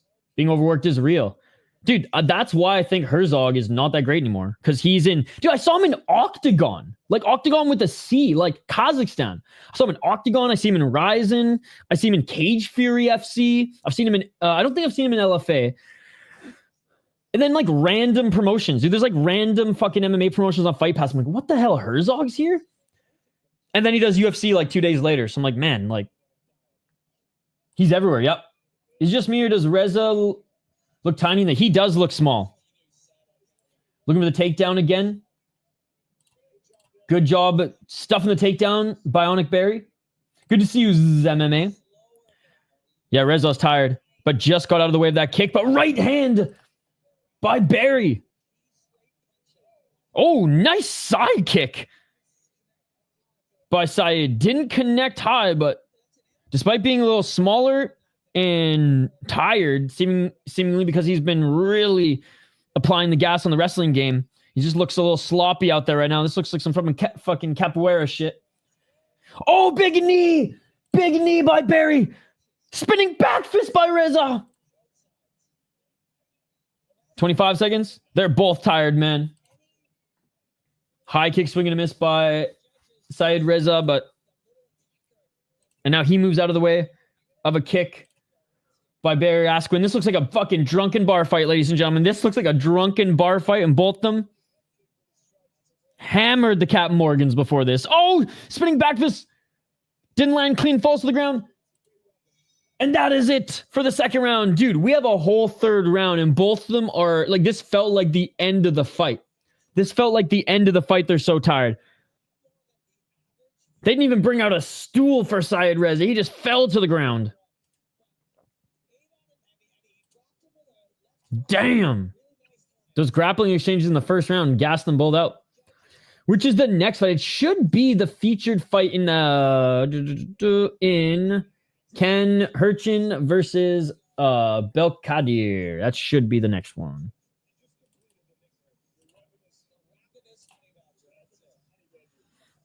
Yo, give him some ice, bro. The corner doesn't have any ice for him.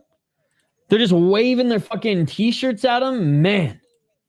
Yeah, if he's tired, you gotta get some ice. Dude, he's still in the... Dude, Barry's the fresher fighter. He's back up on his feet. They're both back up on their feet. Dudes are doing helicopter hands in there. I know. Again, either Barry's just as tired, or he's got a better poker face, or he's got a little bit more gas left in him, and that's what's gonna win him this round. But we are on the third round, ladies and gentlemen. 3 more fights left after this. Dude, fucking Syed Reza is swinging like a madman. He's swinging like he has 77 inches of reach. Oh, looking for the takedown. Doesn't get it, but he does have the body lock. 434.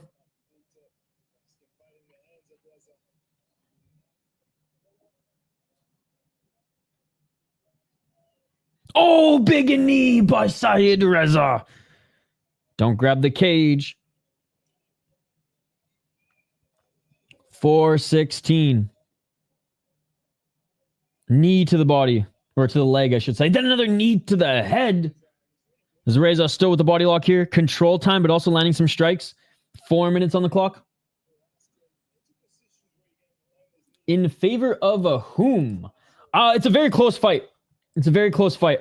I would say whoever wins this round probably wins it. You can argue that the first round went for either of them. I think the second round went to Barry. But it's a close fight. It's a close fight. Oh, big left to the body by Barry. 3:35. They're both very tired right now, Sean. Stuffing the takedown is Barry, Irausquin. Back up to their feet. Clinching, pushing Barry up against the cage. Side again. Guys, don't forget to smash that like button. Don't forget to subscribe to the channel. Someone looks like he legitimately can't get out. 3:12 remaining. 3:06.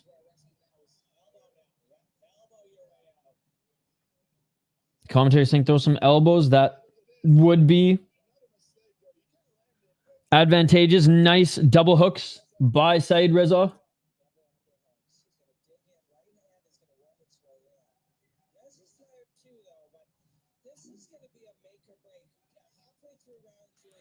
.241.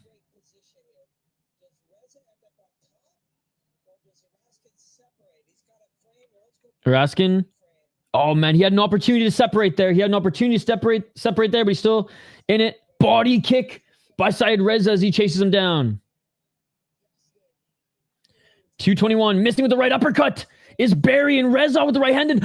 Oh, my God. Barry threw a flying knee, but ducking out of the way with Said Reza, and Reza going right back for the takedown again. I think Said Reza, Shirzad-Iniolia is having the better third round thus far. He's fighting a smart third round. Control time, but landing short shots, landing knees. There's a left, there's a right by Said Reza. 155. Elbows to the side of the head by Barry Irausquin. More elbows. He's going Curtis Blades up in this motherfucker. 143.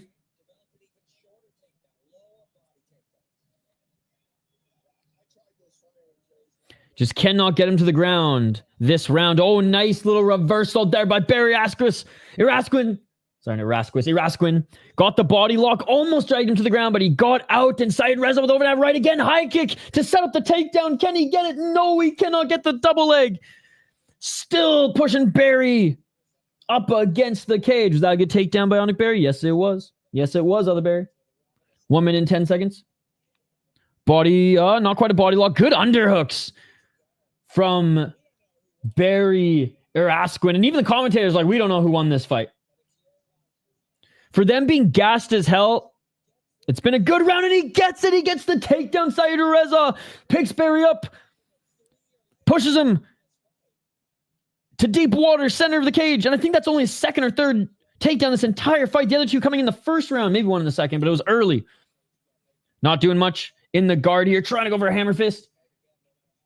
35 seconds. Looking for an armbar. Rolling, scrambling. Both these guys have incredible scrambles. Remember that first round? Incredible scrambles. Good butt scooting. More body, side of his body scooting by Barry Irausquin as he's getting pushed up against the cage now, but at least he's got that cage there. Maybe he can get back up to his feet. 15 seconds. Knee planted. Can he get back up to his feet? He almost did, and he does. Barry back up his feet. A couple of days notice apparently for the 20-year-old, and the 20-year-old has not fought since 2022. And that is it, ladies and gentlemen. On short notice, he should take this one. Very close fight. Great display of respect between the two of them. They may have looked like drunken masters there, like Jackie Chan in that movie in the third round, but they still tried to fight. Oh, he dancing. He dancing. Hey, sup? Hi, I'm out. Hockey from home. What's up, Hockey from home?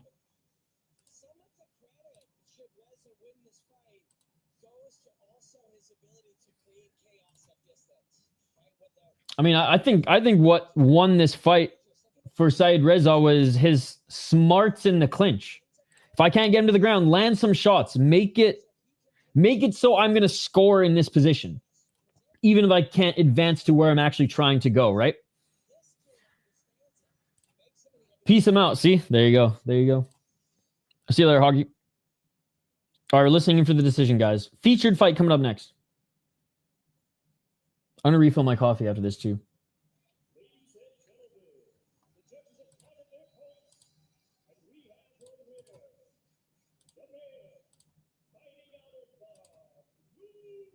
Oh, and Saeed Reza wins, ladies and gentlemen, unanimous decision. Ooh, I think you might have asked this question to me before. Probably knocked out cold because I'm very familiar with how it feels. I've been knocked out too many times. The worst was an elbow, man. It was an accident too. That one was in training. That wasn't actually in a competition. That one fucked me up, dude. It cut the side of my cheek too. So like I had a little bit of a scar for a while actually because I was like 9. That fucked me up, dude.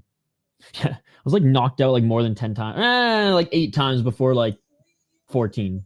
But fighting competitions were different back then, man. They called them point competitions, but you could kick to the head. It was wild. It was wild. But small town Canada fucking martial arts competitions. What are you gonna do? I think Kelowna was like the biggest one. But yeah, leg kick. Fuck that shit, dude. I would say like getting knocked out sucks. Maybe you get a little concussion, whatever. Recovering from potentially a broken leg, no thanks. I've broken arms. I've broken my hand multiple times, like various bones in my hand. I broke my collarbone. I broke my nose like 5 or 6 times, but like I've never broken my leg. I've fractured my ankle. And it's actually, I have to ice it every night before bed because I elected not to get surgery when I should have because I was building a company. And literally by the end of every day, it swells up because the ankle, it needs to be either broken again and fused or filled. And it's fucked. I'm looking at it right now. It is like this big. So I have to ice it every single day before I do anything. Even what's funny is even like, that's why cold plunge is so, that's why I like to do cold plunge a few times a week for that. But yeah, it's fucked. Someday when I'm back in Canada, I'll get the surgery because it's free. Brain damage didn't exist till 2015. There you go. There you go. Like, yeah, I probably have some fuses loose up there, but I think it's like a mix of cannabis use as my brain was developing and the head trauma. But definitely, like, my hockey friends are way worse. Way worse. Dude, that's crazy. Short notice, up a weight class, hasn't fought in 3 years. 20 years of age. Great win. Great win. But yeah, I don't get those people who go up to like the fighters and like, yo, kick me in the leg like 20% and then get fucked up. Like if you're training with them, that's one thing. Like if I ever met Superlek, the last thing I'm going to ask is for him to kick me in the leg. Oh my God. These guys freaking knock down bamboo trees with one fail swoop. Shit, some probably take down spruce. All right, catchweight bout here.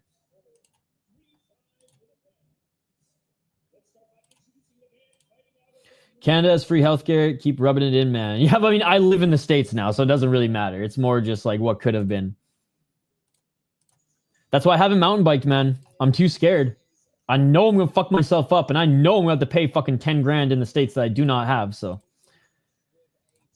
And driving 6 hours to freaking Manitoba or Ontario is not what I want to do with a broken bone. Adrenaline can only get me halfway, probably. All right. Yeah, the perks of being freelance. You get to make your own schedule. You live life on your terms, except the insurance part of it. Belkhadir, I don't wish it upon anybody. 1-1 in his pro MMA career. He is 3-2 in his last 5 fights, including amateur. Okay, he fought in HFC. That's a pretty good league. But he hasn't fought since 2023 either. Tried to get a fight in 2024. That was canceled. So he fought twice in 2023. He was supposed to fight quite a few more times. As an amateur, he went 2-1.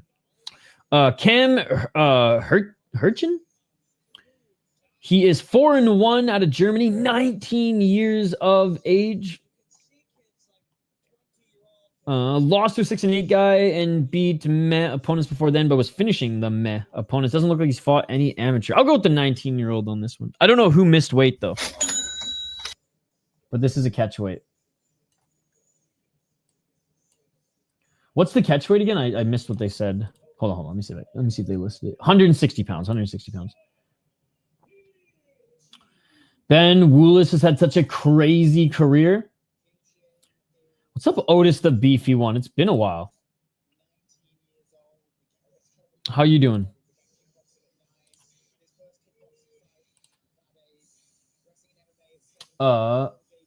He fought in HFC high fructose corn syrup league. You know it. All right, making his walkout now. Is it pronounced Hircin? Let's go. Otis the Beefy One. Otis. Bum, bum, bum, bum, bum, bum. Oh.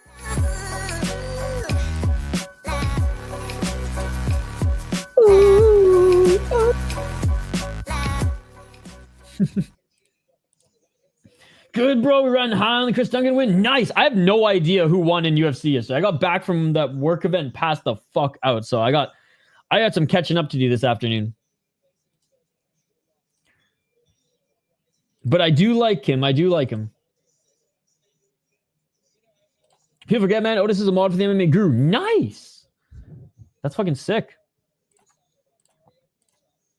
So that's I think musical is as well, right? No, Guru's been a G for shouting out our channel and rating us on the come up. So I know there's some crossover with the community, which is cool. Those who are part of Guru's community who watch more than just the UFC tend to stop by every now and then, which is awesome. I think Gray Shirt's in the chat as well. I don't know if Gray Shirt's a mod, but I know he's like the better Clips channel. All right. Oh, they're both young. Belkhadir?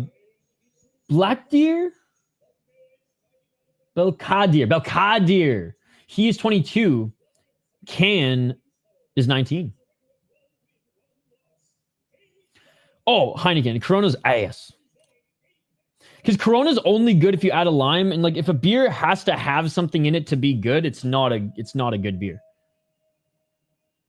He doesn't have me on the payroll, though. The swine. Oh, my goodness. Is Musical on his payroll? If he is, then, bro, you got to get a better agent.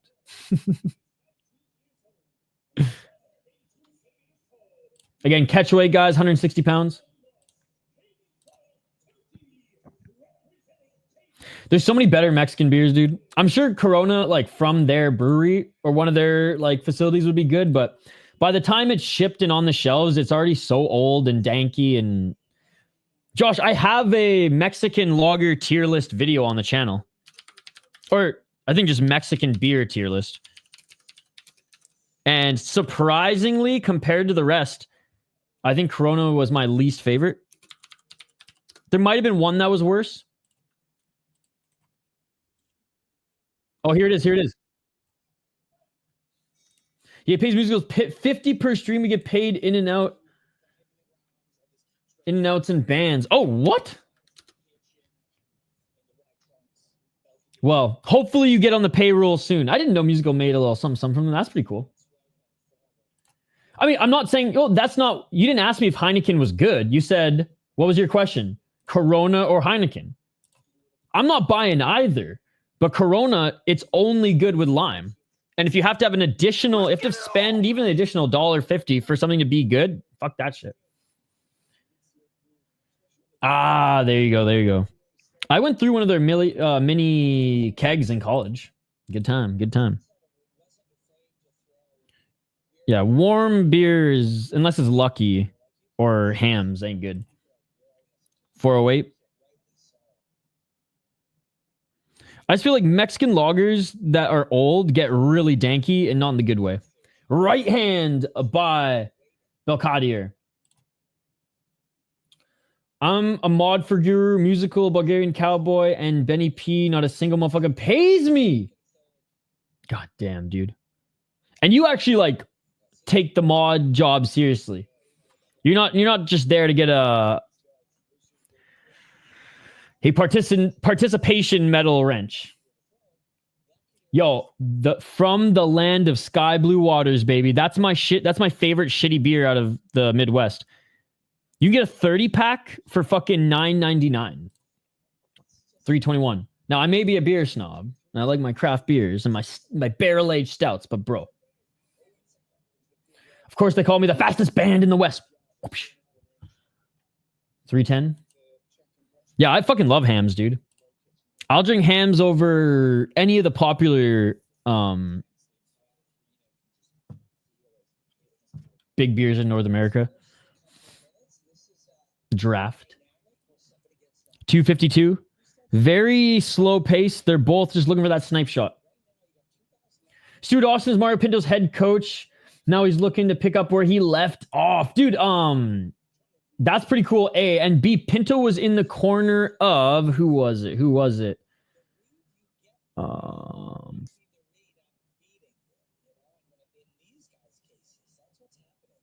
I think it was Frans. Frans. I don't know how to say his last name, but the guy who won that amateur fight to open the card. 218. But that's so cool. Yeah, I was telling the chat, Mario Pinto. I think the UFC's moved like 2 or 3 guys from Levels Fight League. Or Levels Fight League has moved 2 or 3 guys to the UFC, pushed 2 or 3 guys to UFC. Pinto's the one who was on Dana White Contender Series, the heavyweight. 2 minutes. Who didn't look amazing in his UFC, in his first UFC looking, but like didn't look bad. And he's only going to get better. 148. Since you're from Canada, have you read a 40 ounce of Old English? Those things will knock you out. Yo, all my... they're playing up the stereotype, but a few of my like big boy lacrosse player indigenous friends would hammer that shit. I would do Edward 40 hands with a lighter beer. I'm not a big... I like craft malt liquors, but malty shit beers, no. I'm not a... 45 drunk driver. I don't know how much Cage Warriors you watch, but my teammate Fraser Patterson, I know who he is. He's 20 years old, making his pro debut next month. Cage Warriors Newcastle against George Pave. Next big thing. Somebody brought him up, I want to say, on the last Cage Warriors card. That is very cool. I will 100%. I'm going to mark it. I do cover Cage Warriors quite a bit, but if like KSW is on instead, I'm watching KSW, but noted, and thank you for letting me know. And by the way, if there's anybody in the chat, because there has been who fights amateur, who fights pro, let me know if the promotion that you fight for is broadcasted. I will 100% cover and cheer you guys, cover the event and cheer you guys on. I know we got a few guys who are fighting on promotions that are televised coming up soon. I think Jelani's the next show. Our friend from Poland, he's fighting in a tournament that's not televised, but then his pro debut will be televised.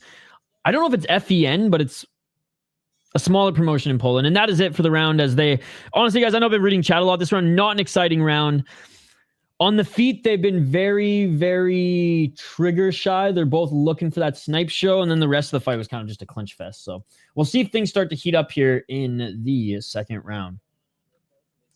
Still, man, respect. Jack Williams is sometimes in Guru streams. He's on Cage Warriors Academy. Nice. Yeah, we got a few guys in the chat. Which is cool. And it's funny, Ryan Cafaro from Cage Warriors, we brought him on and did a little podcast with him, but he reached out to me because I picked against him to win his title fight, but then I freaked out because he had one of the coolest fucking knockouts I've ever seen. He got shin to the face head kick. Didn't flinch, then instantly knocked out his opponent to win the title. And so I lost my shit. And apparently he looked himself up and saw my stream and my reaction, was like, yo, you doubted me? Bring me on the show. And I was like, fuck yeah, dude.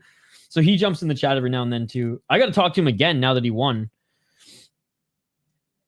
There's a few guys that I got to fucking get the interviews rolling again. All right, round 2. Let's get it all. But fuck yeah, man. Love supporting the guys on the come up.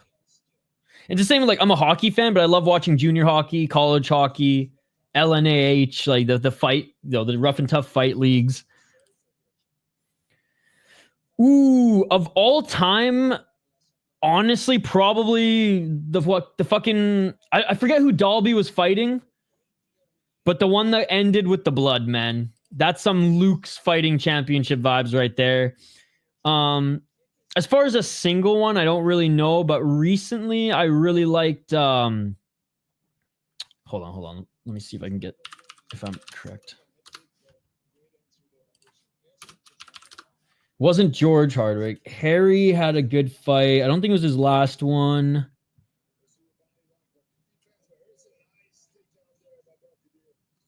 Maybe it was no, yeah, Queenie Lopez. And this is not the best fight, but like recent fights that stand out. Queenie Lopez against Harry was a fucking sick fight. I think it was Ross Houston. Let me see. Oh, great job getting the takedown. Full mount, big left elbows by Belkhadir with the double hooks in. Body lock, dude. Oh my god, I turn away for a second. He's in full mount landing elbows. Back mount right now.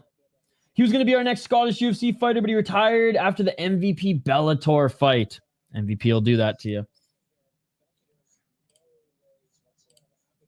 Dude, I saw Otis, the beefy one. You'd love this. I saw a fight that was arguably even bloodier than that one that wasn't stopped. It was in Luke's fighting championship. I don't know if you know the Mexican league Luke's. It's like the best Mexican promotion in my opinion. Still in the back, by the way. One hook, trying to get that left hook back in, is Belkhadir. I'll send you the fight.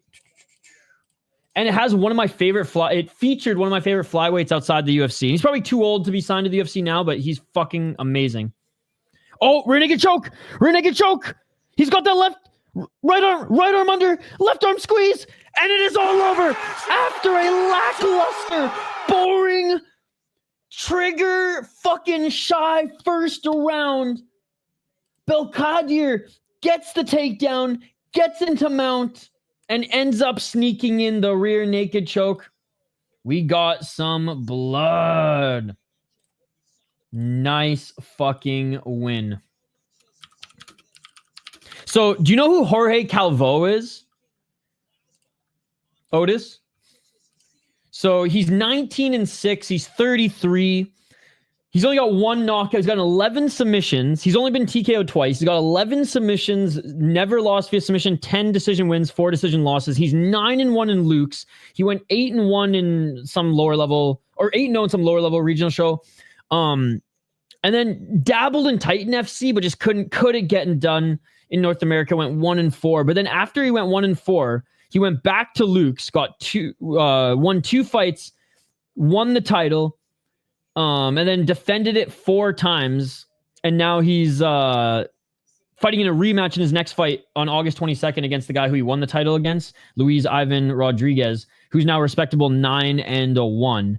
But the first fight against Kike Gonzalez, if you have Fight Pass, it's on there. The first fight against Kike Gonzalez, just go watch this fight. Jorge Calvo, he's kind of like Charles Oliveira, but the Wish version. He'll get knocked down a lot in fights, but his striking isn't bad. Like, his striking is a lot of fun. He loves the elbows, the knees, the tie clinch, but he's like a light, gangly motherfucker. So he'll slip or get knocked down, but he's so nasty on the ground, dude. And if he was even 30, the UFC probably would give him a shot. And he's from Costa Rica, which is pretty cool. All right, being announced as the winner is Belkhadir. But yeah, man, he is fucking awesome. Oh, that was a great fight. Luke, okay, now I feel like a casual because there's like 3 or 4 Luke Riley fights that were fucking unreal. This one in particular. What a fucking war. I don't remember the Mehdi versus Joe fight, so I'll check that one. I just bookmarked that one or screenshot that one. I'll go and check that one out.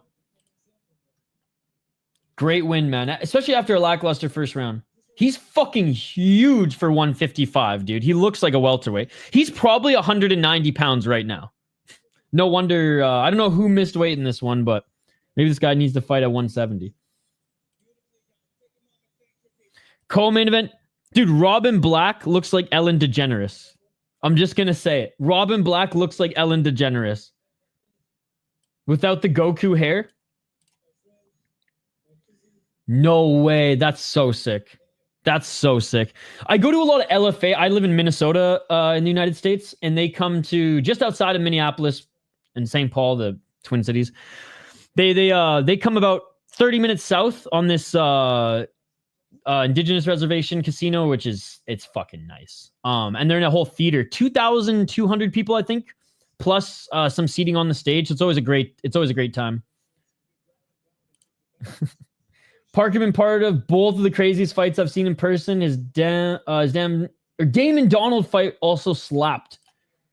That one rings a bell. It's tough for me until I like look at the Tapology or like quickly like go through it, because I watch, and you're probably the same.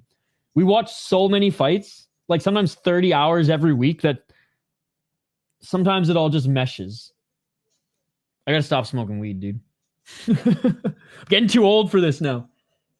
My memory bank is getting clouded.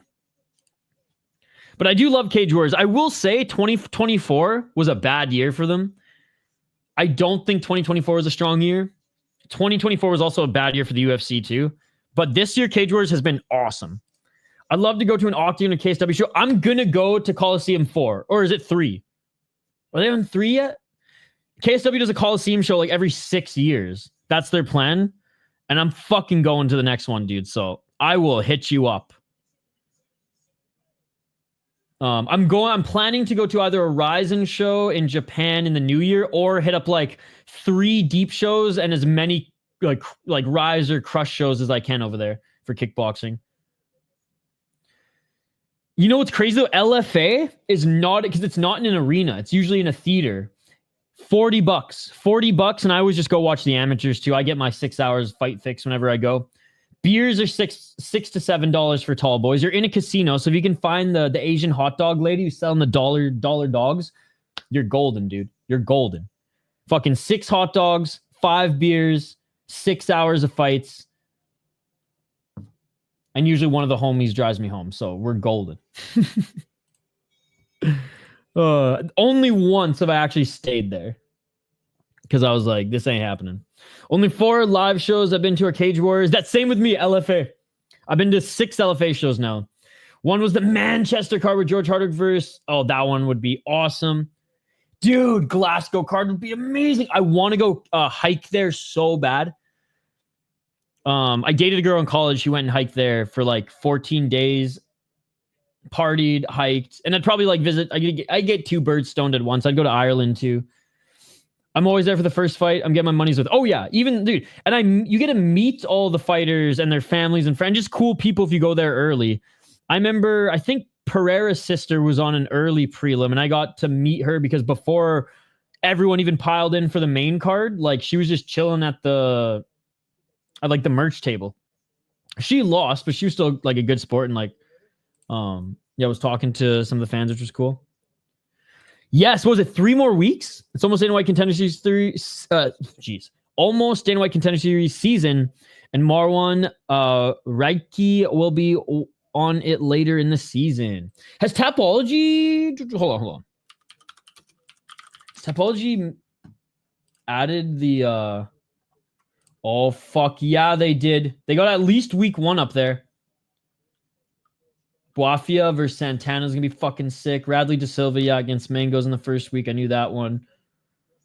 Drago versus Miller. Oh, man, this first week is, what do the kids say? Gas? This is more than just gas. This is Russian gas. This first week is Russian gas, baby. Look at this fucking card, man. Oh, my God. Yeah, Sean Clancy Jr.'s mom celebrating in front of me on camera for his last one. That's amazing. Fucking rights, Otis. Otis is not only the beefy one, Otis is the real one, man. Holy fuck, so 2 weeks. So that must mean, I guess there's only 2 episodes of Tough left. There might be one overlap week, like last week, but Shane's picking Austin. All right. Let's quickly do this rundown, and then I'm going to go. I've been saying I'm going to grab a coffee for like an hour now. Stuart Austin, He-Man, 18-8 as a pro on a 3-fight win streak, 3-2 in his last 5 fights, 37 years of age, 8 KO TKOs, 5 submissions, never been submitted, 5 decisions. He has been knocked out 7 times. Heavyweight, baby. 1-2 in PFL, 2-0 in Octagon, 1-0 in Bellator. The last guy he beat was in 2024, and he was 9-2. Before then, he beat 5-2 guy, 9-4. Honestly, he's beaten some pretty good opponents. Lost to Vieira in PFL, no shame in that. Beat Satoshi Ishii, and that's actually a good win, man. In 2020, Satoshi Ishii was still buzzing. Nguyen Bula, not a bad loss. Mark Godbeer. What a last name in the mighty Bama. Oh, Otis, the beefy one. I miss Bama so much. That was my... Cage Rays was good, but I think Bama was my favorite UK league of all time. Savage fucking fights in Bama. He's going up against Sandro Vieira, who is 17-14 as a pro, 42 years of age, and 2-2 in his last 4 fights. 11 wins via KO, TKO, also 7 knockouts, 4 submissions, but he's been submitted 7 times and 2 decisions. Never lost via decision. He has not fought since 2023. He was supposed to fight in May, but... Oh, he did fight in May, but we don't know the result. Interesting. I'll go with Austin as well. Where are we at with the beer bet, Shane? Yeah, 2 tough episodes. Emmanuel Morales and Daniel Dixon. Other than last week, I would say that the fights this season have been spectacular. Not just good, spectacular. Last week's was more of a UFC fight. I'm going to play it a little safer to get into the finals. But shout out to Rodrigo Cezinando from Vancouver, British Columbia, by way of Brazil. Bama brought Paul Craig, Carl Moore, Jai Herbert, and of course, Dean Barry. Dude, those fights were so savage. The mighty Bama, man. Okay. All right. I'll have to go against you in the main event, Shane. But I'm a little bit more confident in my main event pick. Best tough season quality-wise since Volk Ortega. Fights-wise, 100%. I would say that the fights on the McGregor season was actually really good too. Like, people forget. Timur Valiev and Brad Katona, it should have been 3 rounds. That was a fucking war, man. That was one of the best tough fights I've seen in like a long, long time. Well, until this season. But this season, what sucks is the producers took out all of the scenes of you know that fucking Cormier was just stuffing his face full of food throughout the whole series. His belly size has grown 2 inches, but of course, Fox and Spike would have, random training footage and some funny zooming in on Daniel fucking stuffing his face. We've only seen 1 scene of him stuffing his face. We've seen nobody drink beer. I mean, come on, boys. We need someone like Alex Caceres with his cognac glass fucking, making the Armenians angry. Ooh, obviously 10, but that's a cop-out. I think the Forrest and Rampage season was great. I think season 3 was fucking awesome. As soon as they took out those stupid fucking challenges, the show became so much better. Season 3, Tito versus Frank. What was another good season? Obviously, Cody versus Dillashaw was good. One of the best seasons was Mike Bisping versus Mayhem Miller. So many good fighters came out of this season. Such a lot of good drama as well. I think the comeback... Oh, no, wait. That was the comeback season was TJ Dillashaw. Let me bang. I'll let you bang. When Tim Elliott came in and just started trolling everyone. I know I'm missing some good ones. I mean, Matt Serra versus Hughes was a good season. Yep. And that was under Fox. Oh, GSP versus fucking Koscheck was really good too. And they brought in the French Thai guy. They smoke, they drink, they train.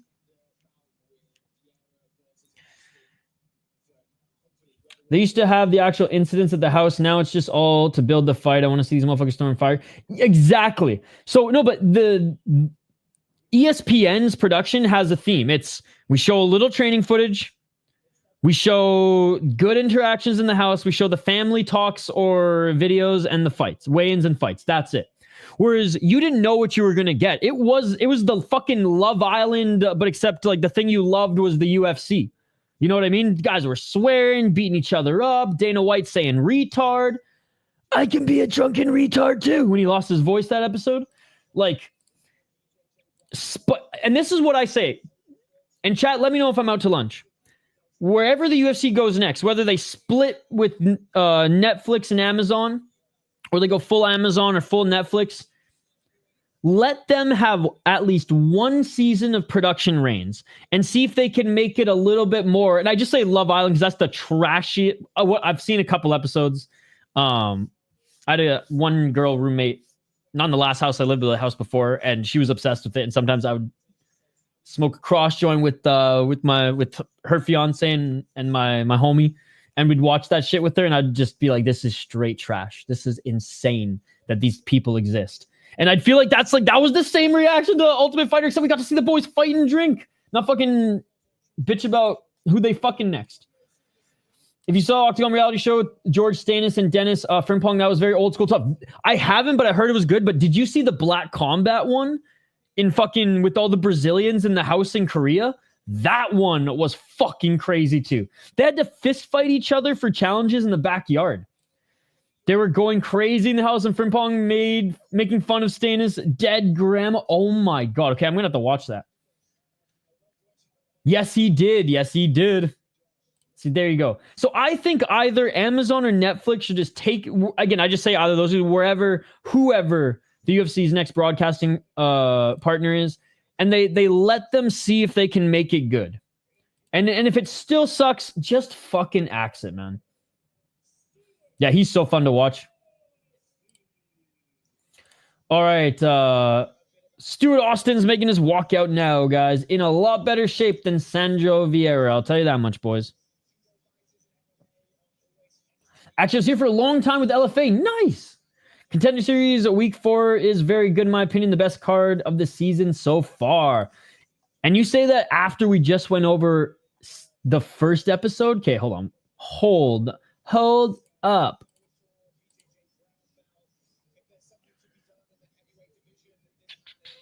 Damn. You ain't wrong. Oh, poor Silva, I think, is going to destroy Nalo. Tommy McMillan. Fuck, that's going to be a sick fight. I'm biased because of Radley De Silva, but that one's definitely up there. What a match that was indeed. They can be so experimental with tough, man. We don't need great fighters signing. Save them for Dana White contenders. So just sign fun style and shit talkers. Dude, or do like Brazil versus, whatever. And, go back to some of the themes. They don't need the coaches to fight. They just need, like, fun personalities, too. That's always fun. Remember when they did USA versus the UK? Dan Henderson versus Bisping, and they did and bring back fights to get into the house. What is this bullshit? Dude, fights to get into the house was Contender Series before Contender Series was Contender Series.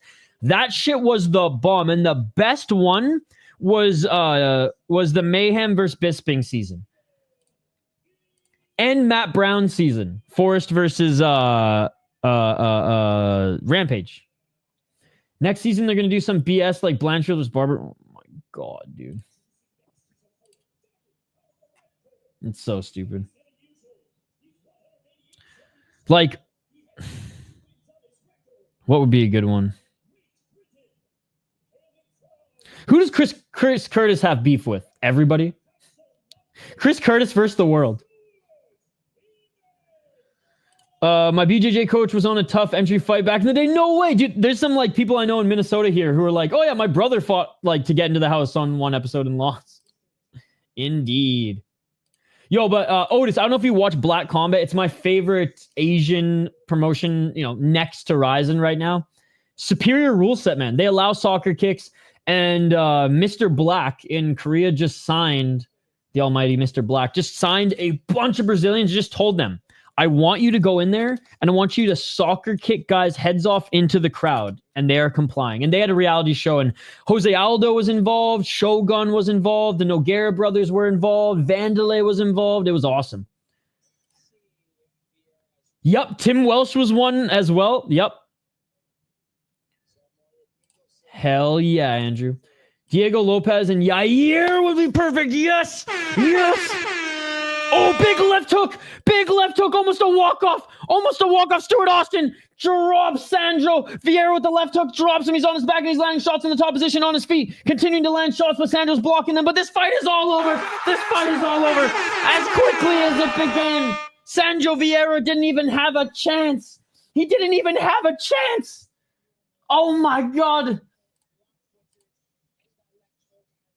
Ate that left hook to the ground. Barrage of shots and it is all over. Fuck, I love this league, man. Oh, you better believe he's going to fight for the heavyweight title next after beating the Balobtang of Brazil. Oh my God. Please. Please.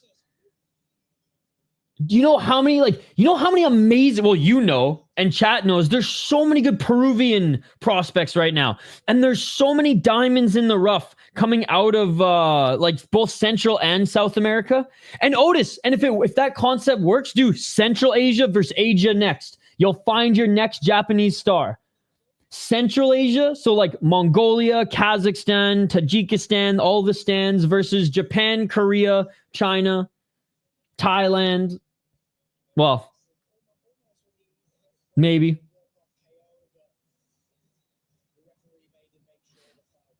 And it's less about like the continent or region rivalry, but it's just like you'll find so many good prospects. Yo, Otis the Beefy one, they got to hire us as consultants, brother. Dude, those seasons were fun. Those seasons were fun. Hank Hill, does Guru actually pay his mods? He pays everyone but Otis, apparently. How's it going, Hank Hill? Hey, how has the new season been, by the way? I haven't watched any of it, but I heard it wasn't as bad as like most,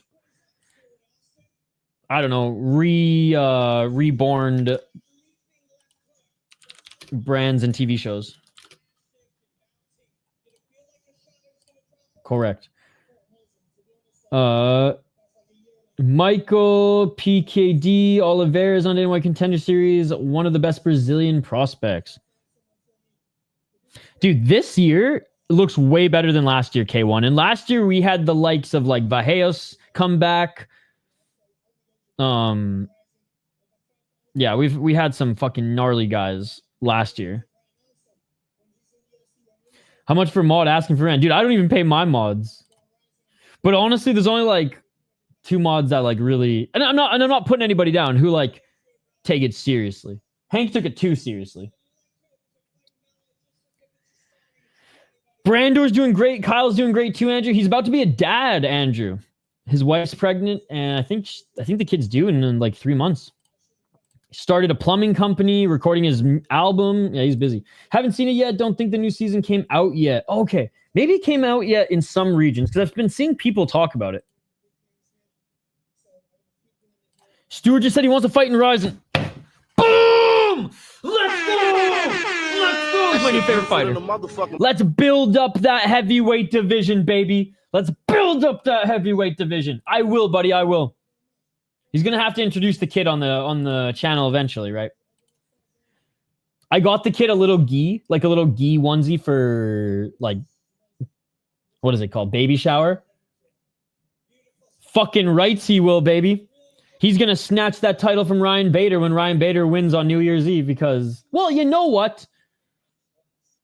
Soldakin could maybe beat Ryan Bader.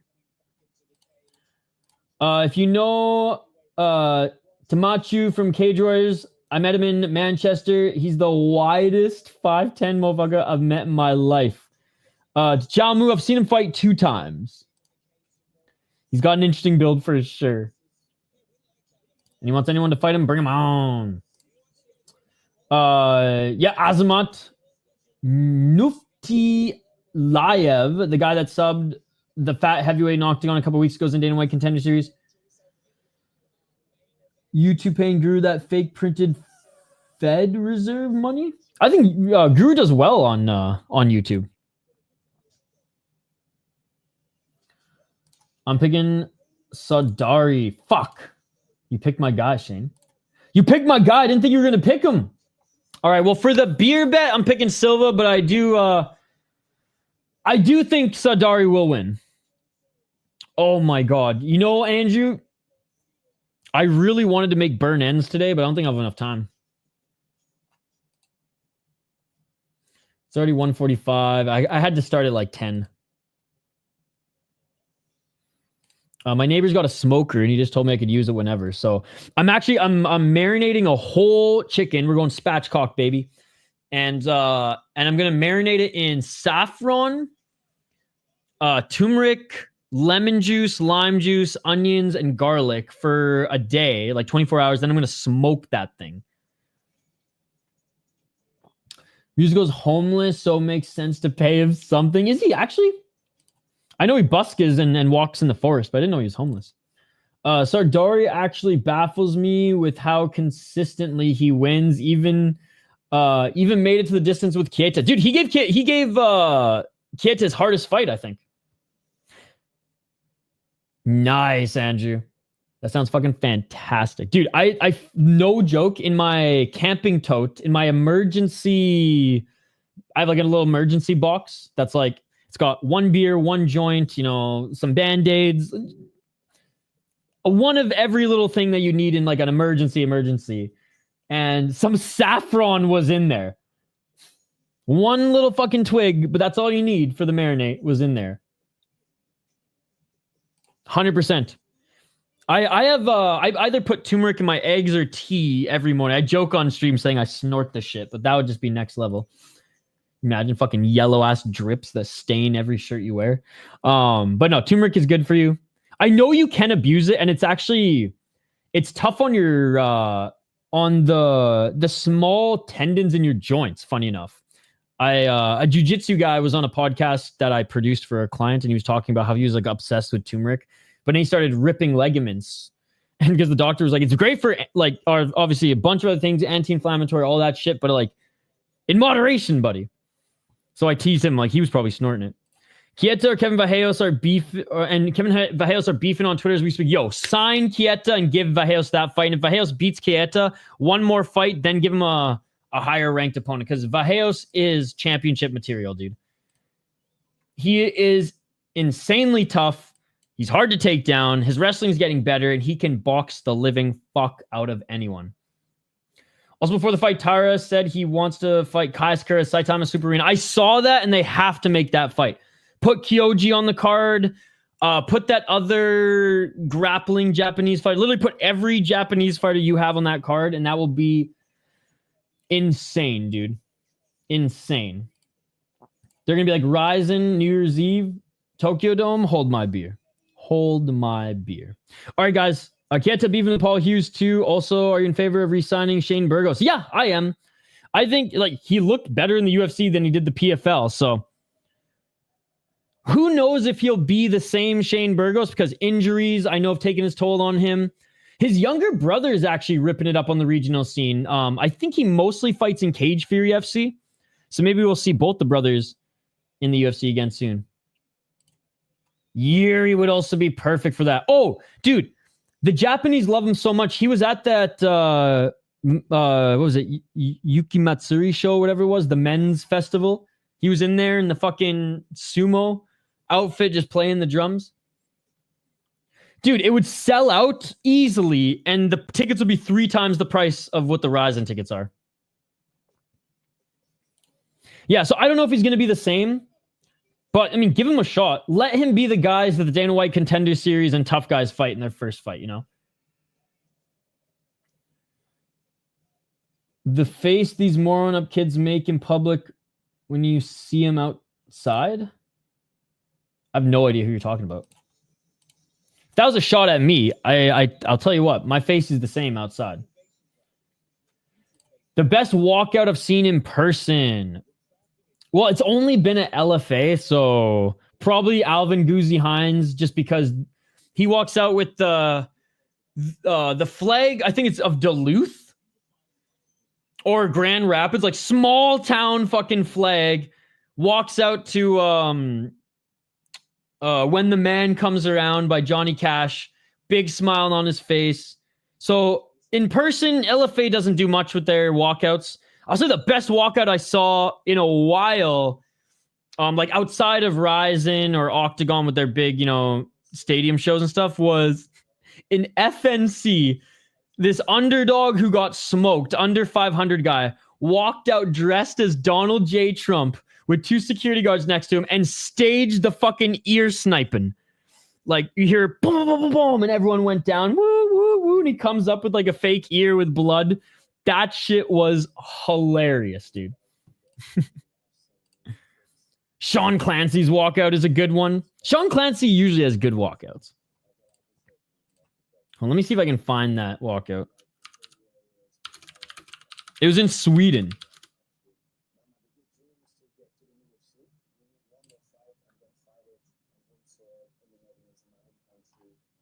Oh, man. No, I can't find it. I can't find it. I like bookmarked it on Twitter, but it was like a year ago, so there's no point in me scrolling.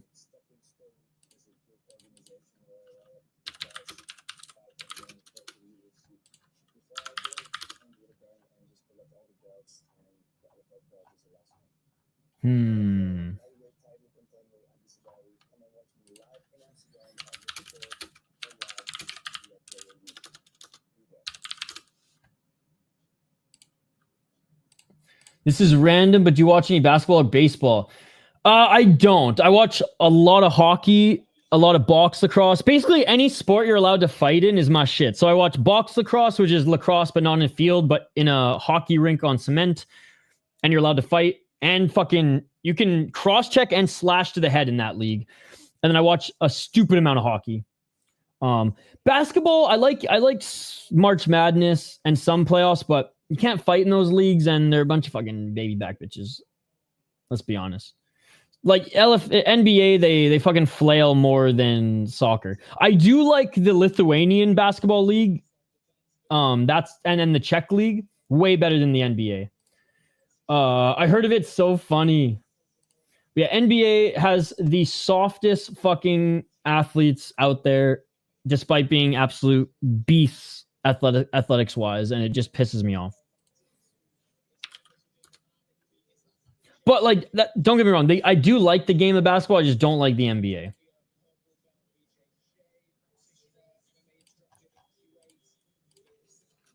What about you? What are your other sports? Hockey, I'd say, yeah, Shane's a big Raptors fan.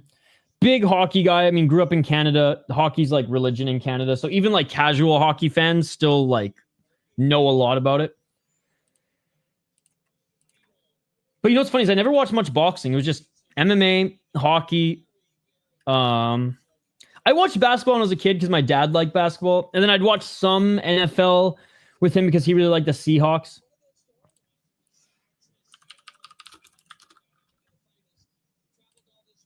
Facts.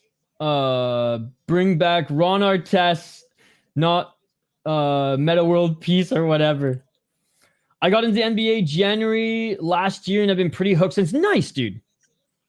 I guess like the NBA I grew up with was a little bit more rough and tough, and I just can't handle the fucking fouls. That's it. Like I don't care if the last 2 minutes of the game is actually 10 minutes.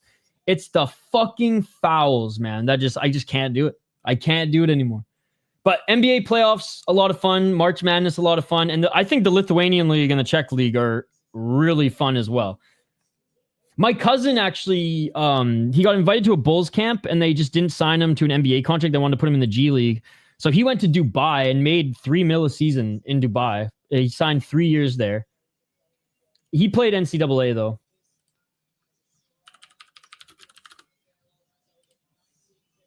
Where like NBA gets so much more money and views if they just let them fight and LeBron. I mean, 100%. But if you could actually just bump a little bit and then not sell it like your Premier League soccer player. I agree though. I'm a Rockets fan and our entire team is based on hard-nosed defense and we get punished for it. See, like that in the mid-2000s, they would be the best team in the league. If Sardari wins this impressively, I would like to see him get signed by the UFC. Detroit had a rough team. Yep. Shout out to the Pistons bad boys. All right. Carlos Silva, 13-4-1 as a pro. This is for the vacant title shot at 155. 2-1 in his last 5 fights, but he did come off a win. 8 KO, TKO, 1 submission, 4 decision, 0-1 in PFL, but he's 4-2-1 in Shuto at a draw against Arthur Lima, who's pretty good. And then beat a 6-1 guy in the first round via knockout. Fought some pretty good guys on the regional scene. Beat Felipe Douglas, that's a good win in Shuto. Yeah, not bad regional record here. Agi Sardari, the Wolverine, former Cage Warriors champion, fought a lot there. 4-1 in his last 5. 5 KO, TKO, 8 submissions, 6 decisions, went 2-1 in Octagon, 3-2 in Cage Warriors. Beat an 8-2 guy in his last fight. Rear naked choke at Octagon. Looked great on that card. He looked great in his Octagon fights, to be honest. Dabble in Eris as well, where he beat a really good guy. Looked awesome against Kieta in Octagon, but just couldn't get it done, and Kieta won a fair decision. Figlak's a good fighter. Joe McCoglin's a good fighter. He even defended the belt in a split decision, but it was a fun fight, whether you agree with it or not. Still a good fight, and he won the belt against Jack Grant. How's Kuliev gone on to do? Yeah, nothing really. Damn. Yeah. All right. For the beer bet chain, I'm going Silva, but I do want and think that Sardari is going to win. Rockets offered him a huge contract. Oh, Van Vliet on the Rockets. He was the Raptors when they won.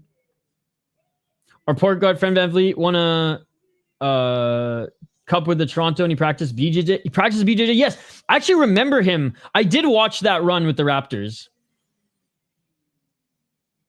Then the Drake curse. Messed up Canadian sports. Fucking Drake. The pride of Toronto is more American than he is Canadian. Same with Biebs at this point. They live in LA more than they live in Toronto. I read that once. Him and, it's Max Talbot, former Penguin, Flyer, Boston Bruin. He also won some big jiu-jitsu tournaments. And after he retired from the NHL, ripped his fucking ACL and MCL in his knee and said, okay, I got to stop. But he won some brown belt competitions, which is pretty cool. All right, main event of the evening. Here we are, ladies and gentlemen. Here we are. 443. I bet the NBA teams hate him doing that because of the fucking heel hooks and shit. Low kick by Silva. Silva got that height and range on him. I got you, Andrew. Riding together, round 1. Our center, Sengun, and our head coach do some boxing stuff too. Cool. Well, Otis, the beefy one, Shane here in the chat is a huge basketball fan. More basketball fan than MMA, I'd say. 412. Take that back. Fucking Drake. Oh, nice left hand by Silva.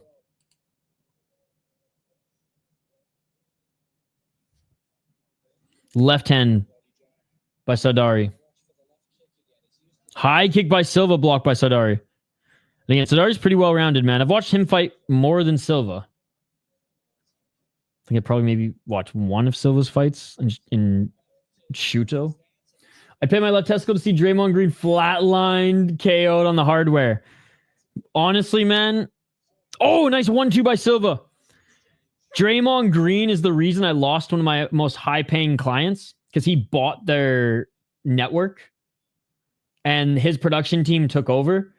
And that was the only clause in my contract. I still was like 6 months into a year contract, and I was getting paid, man. I was getting paid like $1,000 an episode paid. It was now like I don't even get close to that much for podcast and video work. It was a lot of work, but And then it was an NBA podcast, a basketball podcast, and his company bought the little media network and the brand. And that was the only clause in the contract where it would void mine, is if if they sold the brand and their production team would take over. Oh, big right hand by Sardari. He knocked him down. Sardari knocked him down. So yeah, that fucking sucked. That put me like 4 months in a dark, tough place where I was streaming every day just to try to get like $5 YouTube money to eat. Yeah, Andrew watches all sports. So even though I liked watching the Warriors in their run, I'd be okay with that too, Otis. Yeah, basketball's my favorite sport, including MMA. Hell yeah, Andrew and Shane's gotten into MMA after my channels, because Andrew came over from the hockey community. Back up to his feet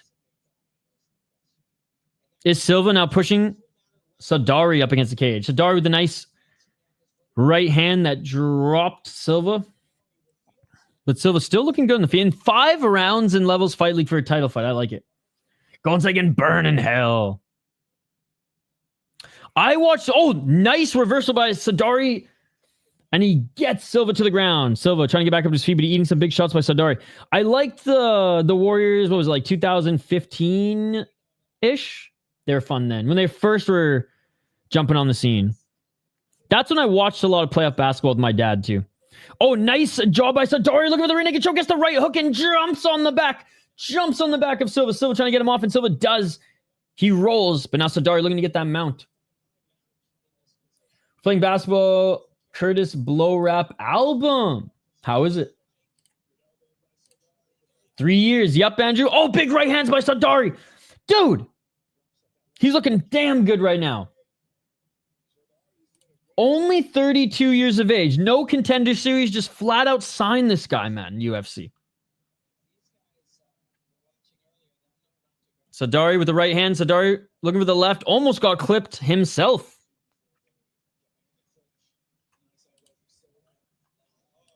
Big shot by Sardari. Step back left by Silva. Oh, nice right hand by Sardari. But Silva lands a step back right of his own. They each land shots in the clinch. Knee to the body by Sardari.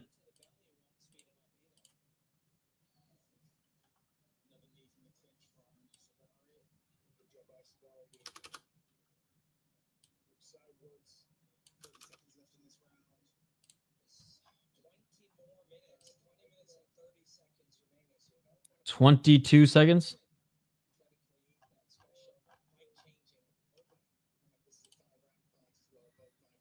And looks like, oh, nice left elbow by Sardari. I mean, yeah, 5-round fight. Spinning elbow by Silva.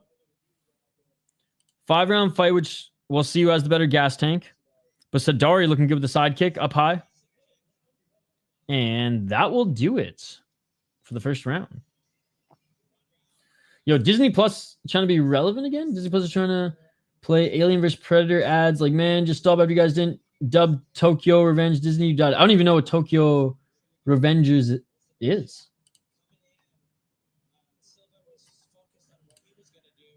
It's funny because Disney Plus, I don't even think is that even a thing in the States?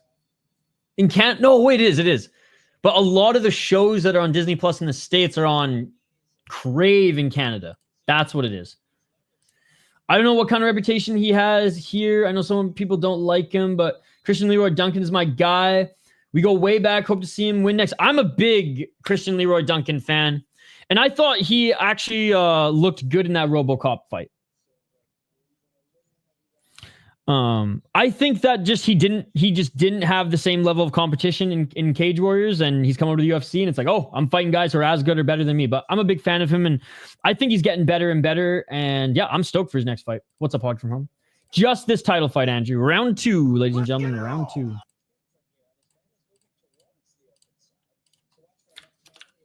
$441. Yeah, this is a title fight, Andrew. For the 155 vacant title fight. Isha, well, you need to watch its anime. Okay, I'm not a huge anime guy. I think Death Note's fucking amazing. But I'll check it out. Nice left by Sardari.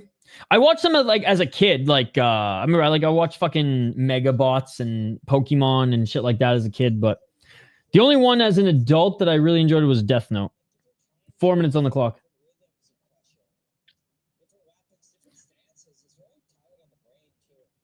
Anime about fighting, which considering your sports preference, you'd like versus like you just mentioned, you'll make okay. Damn, I'll check it out. Fucking rights.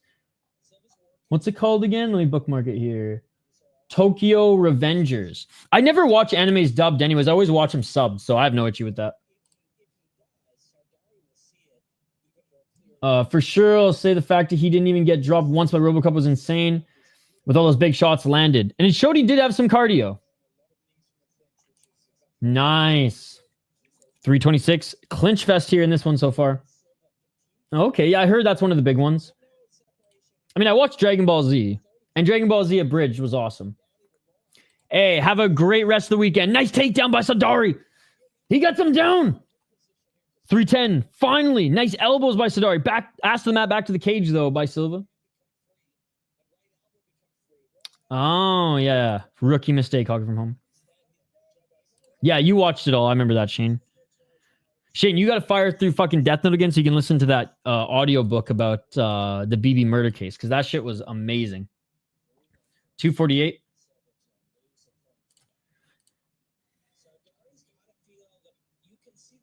Back up to their feet. Silva looking for a takedown. But Sardari's getting the better of him, man.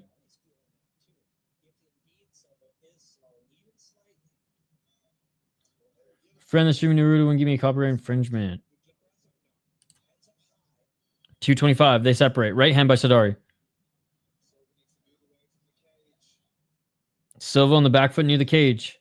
Sardari missing with the right jab. Silva continuing to move left. 213 on the clock. Oh, nice left to the body and right hand by Silva.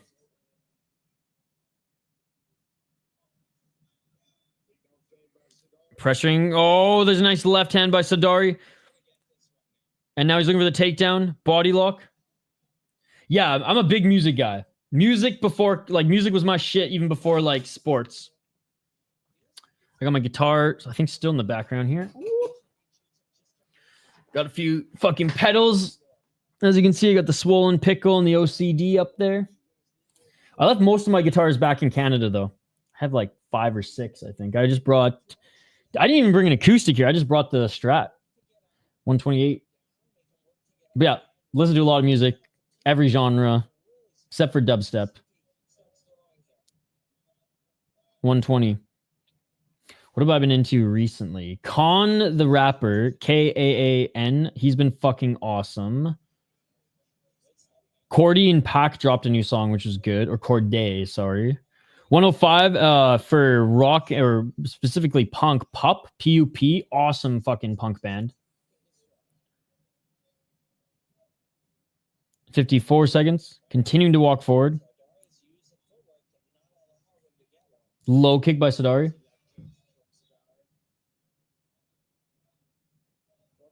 43 seconds remaining. Another round by Sardari. Oh, Sardari with the left. Sardari with another left. He hurt him. High kick by Sardari. Seeing the Tweety Birds right now. With 36 seconds left. Silva.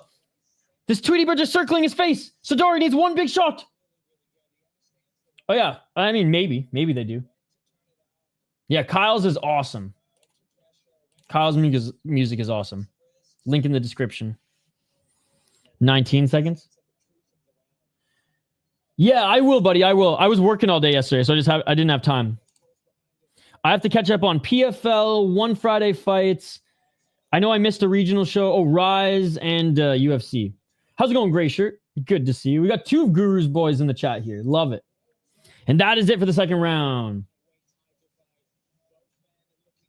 I'm just going to watch the whole card later. This town ain't big enough for the 2 of us, or the both of us. All right, round 3.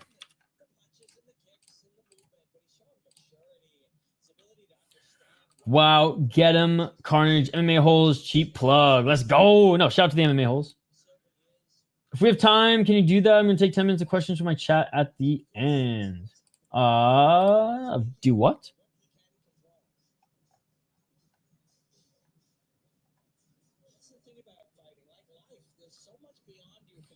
Honestly, the best music suggestions come from your friend, Alpha Zeta, hockey from home. Round 3 coming up, guys. 2 additional rounds if needed, but Sardari might not need it. As he's already at center, ready to fight. Round 3. Let's get it all. 458. Sardari coming out strong with the 1-2 and kick, but all of them out of range. And now moving forward is Silva. Silva pressuring Sardari outside that center line. Silva with the right hand. 441. Double left by Silva. Silva with the low kick. Low kick by Sardari. Front kick by Silva. Oh, and it's a right to the balls. Right to the balls.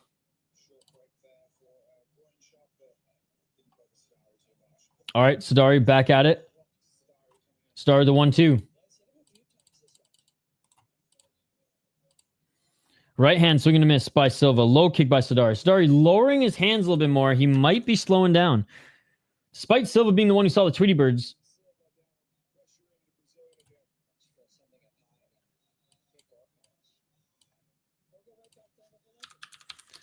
.357. Oh, big right hand by Sardari as he steps back. Beautiful stuff there. Who's the actual biggest MMA what if? Oh, Zabit. I know it's like generic to say it, but like it is, dude. Who's another one from a different promotion that just never even got to the UFC? There might be some of those too. Or like the injury-riddled ones. You know what? This might be a hot take, but like, I think Khabib is there. I think Khabib was amazing. We could have seen 5 more years of a solidified superstar. I feel like Khabib retired right when he was about to take off in not only like obviously popularity because he was already popular, but like he just entered his prime and then retired. Joe McCoglin, not gonna lie, that's a good one.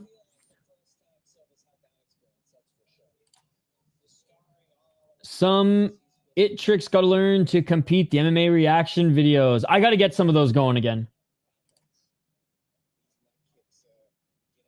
Hell yeah, Hockey from Home. God, I feel like I'm forgetting a few, dude. What about like Junie Browning, man? He was talented. And he even had a few regional and kickboxing fights after Tough that he looked damn good in. Why Khabib will never be on my top 5 is because, and it's not his fault, it's just like he didn't finish his career. You know what I mean? TJ Grant is the Ankh answer. God, there's a few guys from Japan too. 145. Body kick by Sardari.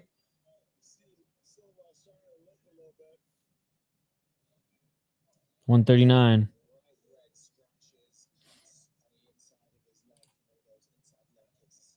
But you know, Khabib is one that always I'm like, fuck, man, we didn't see the best of him. Imagine if his striking got to like a better level than Islam's, and and we got to see him in full wars, which I still think he probably would have won. But like, yeah, man. 111. And then obviously Zab beats the cop out. Whether he would have been a champion or gone on a string of losses due to his cardio and health issues, he still would have put on. It's not even what if. It's like, who do we get robbed of seeing more amazing fights, win or lose? Zabit. Brutally honest take on Canadian MMA right now. The amateur scene is better than it is ever. Or not the amateur. The regional scene is better than it's ever been. Unfortunately, those top regional guys and gals have not been able to translate it to major organizations. Because BFL never been better. Unified never been better. The reincarnation of TKO and Samurai MMA, unbelievable regional show. And there's so many great fights, so many great prospects coming out of them. They just can't get it done. Whether it's in Octagon, whether it's in KSW, whether it's in UFC, Cage War. I don't think any of them actually gone to Cage Wars, but still. Quite early, right? Peace out. I'm seeing you later. I might be back for next stream. Sounds good, Hog from him. It's all good. It's all good. And that is it for the third round, where honestly the third round is the best round I've seen from Silva thus far. But even then, Sardari caused him to walk back, walked him down, and landed some good hooks. Devin Lozed. Where does he fight again? Oh, yes, of course. My God, I literally watched him fight live last time. He was at Minnesota. Yeah, LFA 200. Dude, okay, yes. Oh, my God. I sat with his homies. Oh, my God, dude. I sat with his homies. They were fucking crazy, bro. They were the ones. Twist his dick. Twist his dick. The whole time they were hammered drunk. Fucking hilarious. Yeah, he's good, man. He's good. And that win against Nate Smith, I was like, oh man. He didn't finish him, but it was a damn good win. And then yeah, got the fucking finish in his last fight. I thought he was gonna either get the submission. Yeah, he's fucking sick, man. The dream. He's fun. Jeremy Petley, Canadian Cage Warriors legend. Frederic Duprat did win in PFL on Friday. There we go. There's some wins. Oh, nice shot again by Sardari. Caused Silva to stumble back on that left leg. Fourth round has begun. Aubert Mercier was one of the last good Canadian fighters. Theodoro, we lost too young. Rest in peace. But Jasmine Jasduivicius, baby. Jasmine Jasduivicius. Holding up the flag for the country. Let's go. And if she beats Manon, which I don't know if she will or not. That's a big test. But if she beats Manon, dude, holy fuck, we'll have a Canadian in a title fight. Nice, nice, nice. Hockey from away is a troll. Nice takedown by Sardari. 343. Hockey from home's friend tried to take over the stream one time. Oh, a nice knee to the body. I actually bet Hockey from home is lurking right now. That he did. That he did. He probably still could have competed in the UFC and done well. 326. And I know Marc-Andre Barriault gets a bad rap, but like, since when is Marc-Andre Barriault in a bad fight, win or lose, right? Nice left by Sardari, knee by Sardari. Dude, Sardari's absolutely dominating this round thus far. Looking for a trip takedown. Can he get it? Beautiful. He didn't even take him down. He threw him. He picked him up and threw him to the ground like he was his bitch, ladies and gentlemen. He's trying to get a dart stroke. Is Mike Malott as big in Canada as the UFC makes him out to be? Oh, Sardari's grabbing the cage, cut off his fingers. Sardari getting to the back. Sardari back mount. Lands some big shots. Back mount, landing some big shots. Big shots by Sardari. Is he going to finish it? Hockey is religion in Canada, but Mike Malott. Oh, renegade choke. It's under his chin. His ear is exploded. And it is all over. And Sardari is the new LFL 155 champ. He's a one everywhere he's gone. Has not necessarily been champion everywhere he's gone because he wasn't able to beat Chieta. He wasn't able to get that belt in Octagon, but my fucking God. So I'll say this, like Sportsnet and TSN do a great job of promoting him. Sportsnet in particular, now that they have the UFC rights. But in Canada, nobody is famous unless you're a hockey player and Michael Bublé. Right? So it's not as like aggressively no as Josh is making it out to be. It's just in Canada, if you're not a hockey player, you're not famous. That's just how it works. I would say Jasmine Jasduivicius is more of a star right now for sure. Snip, snip. I didn't like how he grabbed the cage. I think he was going to get that back position anyways, but he should have at least 2 fingers cut off. Not really. In British Columbia, yes, because I think he's from Kamloops or Kelowna, but not really, dude. I'm telling you, it's hockey players, man. Hockey players or Canadians who are in the NFL. Please sign him, man. He's won everywhere he's gone. 20-5 as a pro. 9th submission. Never been knocked out. Always lurking. Always lurking. Dude, what a fun card. Dude, Kawhi was huge because, like, that's the only basketball market in Canada. So, like, yeah, that was huge. And, dude, I even watched. Dude, one of my Facebook profile pictures was him saying, I'm a fun guy. Again, I don't like anything Toronto. I hate the fucking Maple Leafs more than I love my mother. I cannot stand the Blue Jays. I cannot stand Toronto FC. Fuck the Argos. I hate them too, the CFL team. The Raptors, I don't hate as much because that run was just so special and fun. And I liked Kawhi before they signed him. Like, I was a casual NBA fan who fucking loved Kawhi Leonard. So when they signed him, I was like, fuck yeah, dude. Hey, good one, Shane. Good one. Yeah, it's not a game, Hoggy from home. He's calling to get signed to the UFC. Please. It's about time.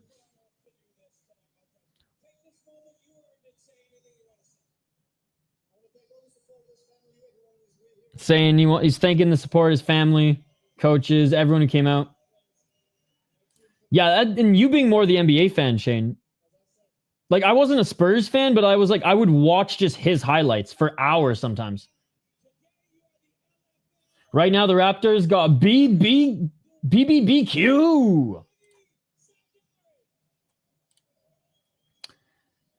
I'm 30 years. I'm in my 30s hockey from home. I don't even know what Roblox is. Like, I know what it is, but I don't know what it is. You know what I mean? I know it only from watching slop content on Turkey Tom's channel. They won't stay healthy, unfortunately. Well, my apologies that there's not going to be any more streams on here today, guys. I truly thought we'd have more fights today, or at least one. What else do we got here? We got some boxing at 3 a.m. We got the Rush in Italy, but I don't even think I could find a stream for that. Tuesday, we got the Ultimate Fighter stream, so join us for that. We cover it live. Thursday at 9 a.m., we have EFC. I think I'll cover that. Oh, damn. Sardari with his baddie wife. About to have a kid, too. Let's go. A new child, a new contract in the UFC. That's what Sardari is going to get, ladies and gentlemen. Yo, what's up, Chris Gray? Good to see you. When's your MMA nerd going down today? Or did it already and I missed it? Hey, Otis, great to have you here, man. Hope to see you again very soon. I will get my stream schedule up on Tuesday, guys. Tuesday will be live for the Ultimate Fighter. Thursday will be live for EFC. And then I haven't even checked Friday and Saturday schedule yet, but we'll be live for those as well. Guys, go support Levels Fight League. Go check out their YouTube channel if you haven't already. That's where a lot of you are watching this on. And if you guys are new to this channel and we're just hanging out because you dug the vibe, dug the fight talk, and just, you know, are part of the community as well, or want to be part of the community as well. This is, dude, we stream so much. Even did a little hockey as I was at the Summer Showcase game. But we did one championship on Friday. Was able to sneak that in. Sorry, it was a thin streaming weekend, guys. But we did Ultimate Fighter every Tuesday. Last week was crazy. My power went out, but we came back. Ryzen, Luke's one of my favorite leagues. BKFC, UAE Warriors back-to-back. Last week we did we had 1, 2, 3, 4, 5, 6, 7, 8, 9 fight companions. So anyways, we stream everything, guys. As you can see here. From Octagon to ACA, a little Land of Sky Blue Waters, little hams. This is when I went to the cabin and we were just chilling. But anyways, great to have you guys here. Hey, thank you, buddy. Appreciate it. Brandon Ingram signing is either going to go good or really bad. Really? What did you do? Enjoyed it always, bro. Thank you. What if I find all the free samples I stole and put in my room? So doubt I'll be doing it, sadly. You know what, though? I think Idaho has actually done MMA Nerds with someone he's blocked before. Bro couldn't handle the Hank jokes anymore. I think it's because they're on, like, good terms now. But, I mean, I was in, I think it was Big Red's chat, and Hank was there. I just ignored him. Because that's the thing. Like, I'm not going to beef with the guy. If he wants to come after me, he can come after me. So, like, and he didn't even make an effort to talk to me either. We just kind of, like, coexisted in this stream. But I'm never taking these clips off my channel. I don't give a fuck if the decision's rigged! Just snapped at me and Kenny that night. You know what? Then I think it would be less about you and more Kenny. Because Kenny doesn't go, like, 100 with me. But, you know, Kenny, at times, I just don't read his chat because I'm like, you're fucked. You're fucked. Americans can't banter like Canadians. They get too angry, bro. Then they just want to fight instead of drink. I mean, I don't even think I have beef. So this is the story with Hank the Tank and me, guys. He found my channel. He was really into the UFC. He dug the commentary, and yeah, he was pretty normal, pretty passionate. And I'll say that he has a lot of passion when it comes to MMA and stuff. I truly do not think he's a fan of the sport. I think he's a fan of the UFC and a fan of his Tapology picks and the game that is making Tapology picks. And to each their own. But anyway, so was in my chat for a while. Part of our community, got gifted a membership, became a member. And because he was in every single one of my chats, I made him a mod. And he did okay in the beginning, you know, making sure the trolls were gone. He helped me find this one guy who was being a dick in our Discord, and we banned him. And then he just started beefing with, like, random people in my chat. Or no, I shouldn't even say random people, just people who, like, didn't agree with his takes. And they'd be like, shut up, Hank, that's dumb. And then he'd be like, fuck you, and, like, ban them. And it was just like, man, like, it almost became a meme when I was like, dude, Hank, don't ban him. Don't ban him. And then some of, like, my friends outside of YouTube, he was just tweaking. Yeah, Josh remembers. He banned Josh a couple times too. And then a couple of people outside of, like, MMA YouTube, just friends of mine who, like, support my channel and who tuned in, like, in the dark every now and then, were like, you need to cut this guy loose, man. He kills the vibe, blah, blah, blah, all this. And I'm like, well, I'm not going to do that. We'll just give him a chance. And Hank and I, like, we, like, talk on, you know, social media. He sent me a bunch of, like, really good music. But he just started crashing out in my chat too much. So I just kind of told him, like, boundaries, dude. I'm not going to answer all your DMs every day anymore. And it wasn't, like, every day, but it was a lot. Like, you know, I have MMA communities on Discord and on YouTube. Like, it's a tight sport. Any sports community is pretty tight. I was like, I need to set some boundaries. It's getting a little too much. Removed him as a mod, but didn't ban him or anything. And then he started doing his own channel. And then he was crashing out in his own chat, or crashing out like he did in his own chat on his channel. And I admittedly poked the bear a little bit because it was crazy. And that's where the passion piece comes in, right? That's where the passion piece comes in. He would just say the most disrespectful shit to the fighters.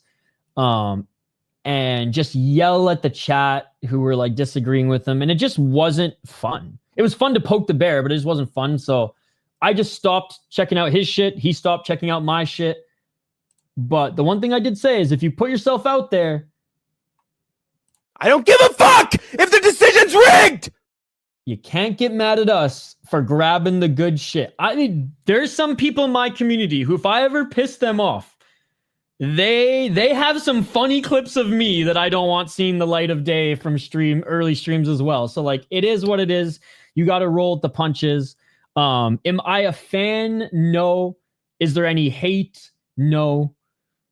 And if he did fight No Chill MMA, I would bet on him to win. So there you go. There's the story. There's the story. It was funny, though, because after he blocked me, like, half the chat was saying free Chris Gray so much. Kenny was banned also, and half the chat Came over to In the Granite Live instead to talk smack. Hank is something, but accepted me on his channel after my 6 foot, 250 pound self showed up. And that's the thing, like, I don't think he's a bad guy, just not my cup of tea. Time for another L. You know what? I think I'll roll one as well. I know. Look, you just got smacked. Did that hurt? Fuck you, you little bitch. No, my man is a lurking. Yeah, so there you go. The hit piece on Idol Skatesman was one of the greatest things I've ever seen. Whether it was in good taste or bad, it was one of the greatest things I've ever seen. So. Oh, all right, guys. It's been a long week. You can see with my streaming schedule being cut in half. You can see with everything I was supposed to stream again today, but that fight card isn't happening. It happened yesterday. I'll probably do a membership stream tonight, so keep your eyes open for that. Back Tuesday for Tough, and then Thursday the fights get the weekend of fights starts, ladies and gentlemen. So thank you all so much for hanging out. I'm gonna go eat some lunch, grab another coffee, get a stretch in, and then take advantage of this beautiful day we got outside here. Membership stream tonight. I think I'm filming an MMA Nerd tonight as well. Not sure when it will drop, but I'll keep you guys abreast of that as well. Smash that like button and subscribe, and I will see you on the next one. Shout out to Levels Fight League. Shout out to all the continued support, even on a slow week of streaming, guys. You're amazing. Back to a full schedule next week. Appreciate you all, and we will see you on the next one. Peace. I am out of here. Yeah.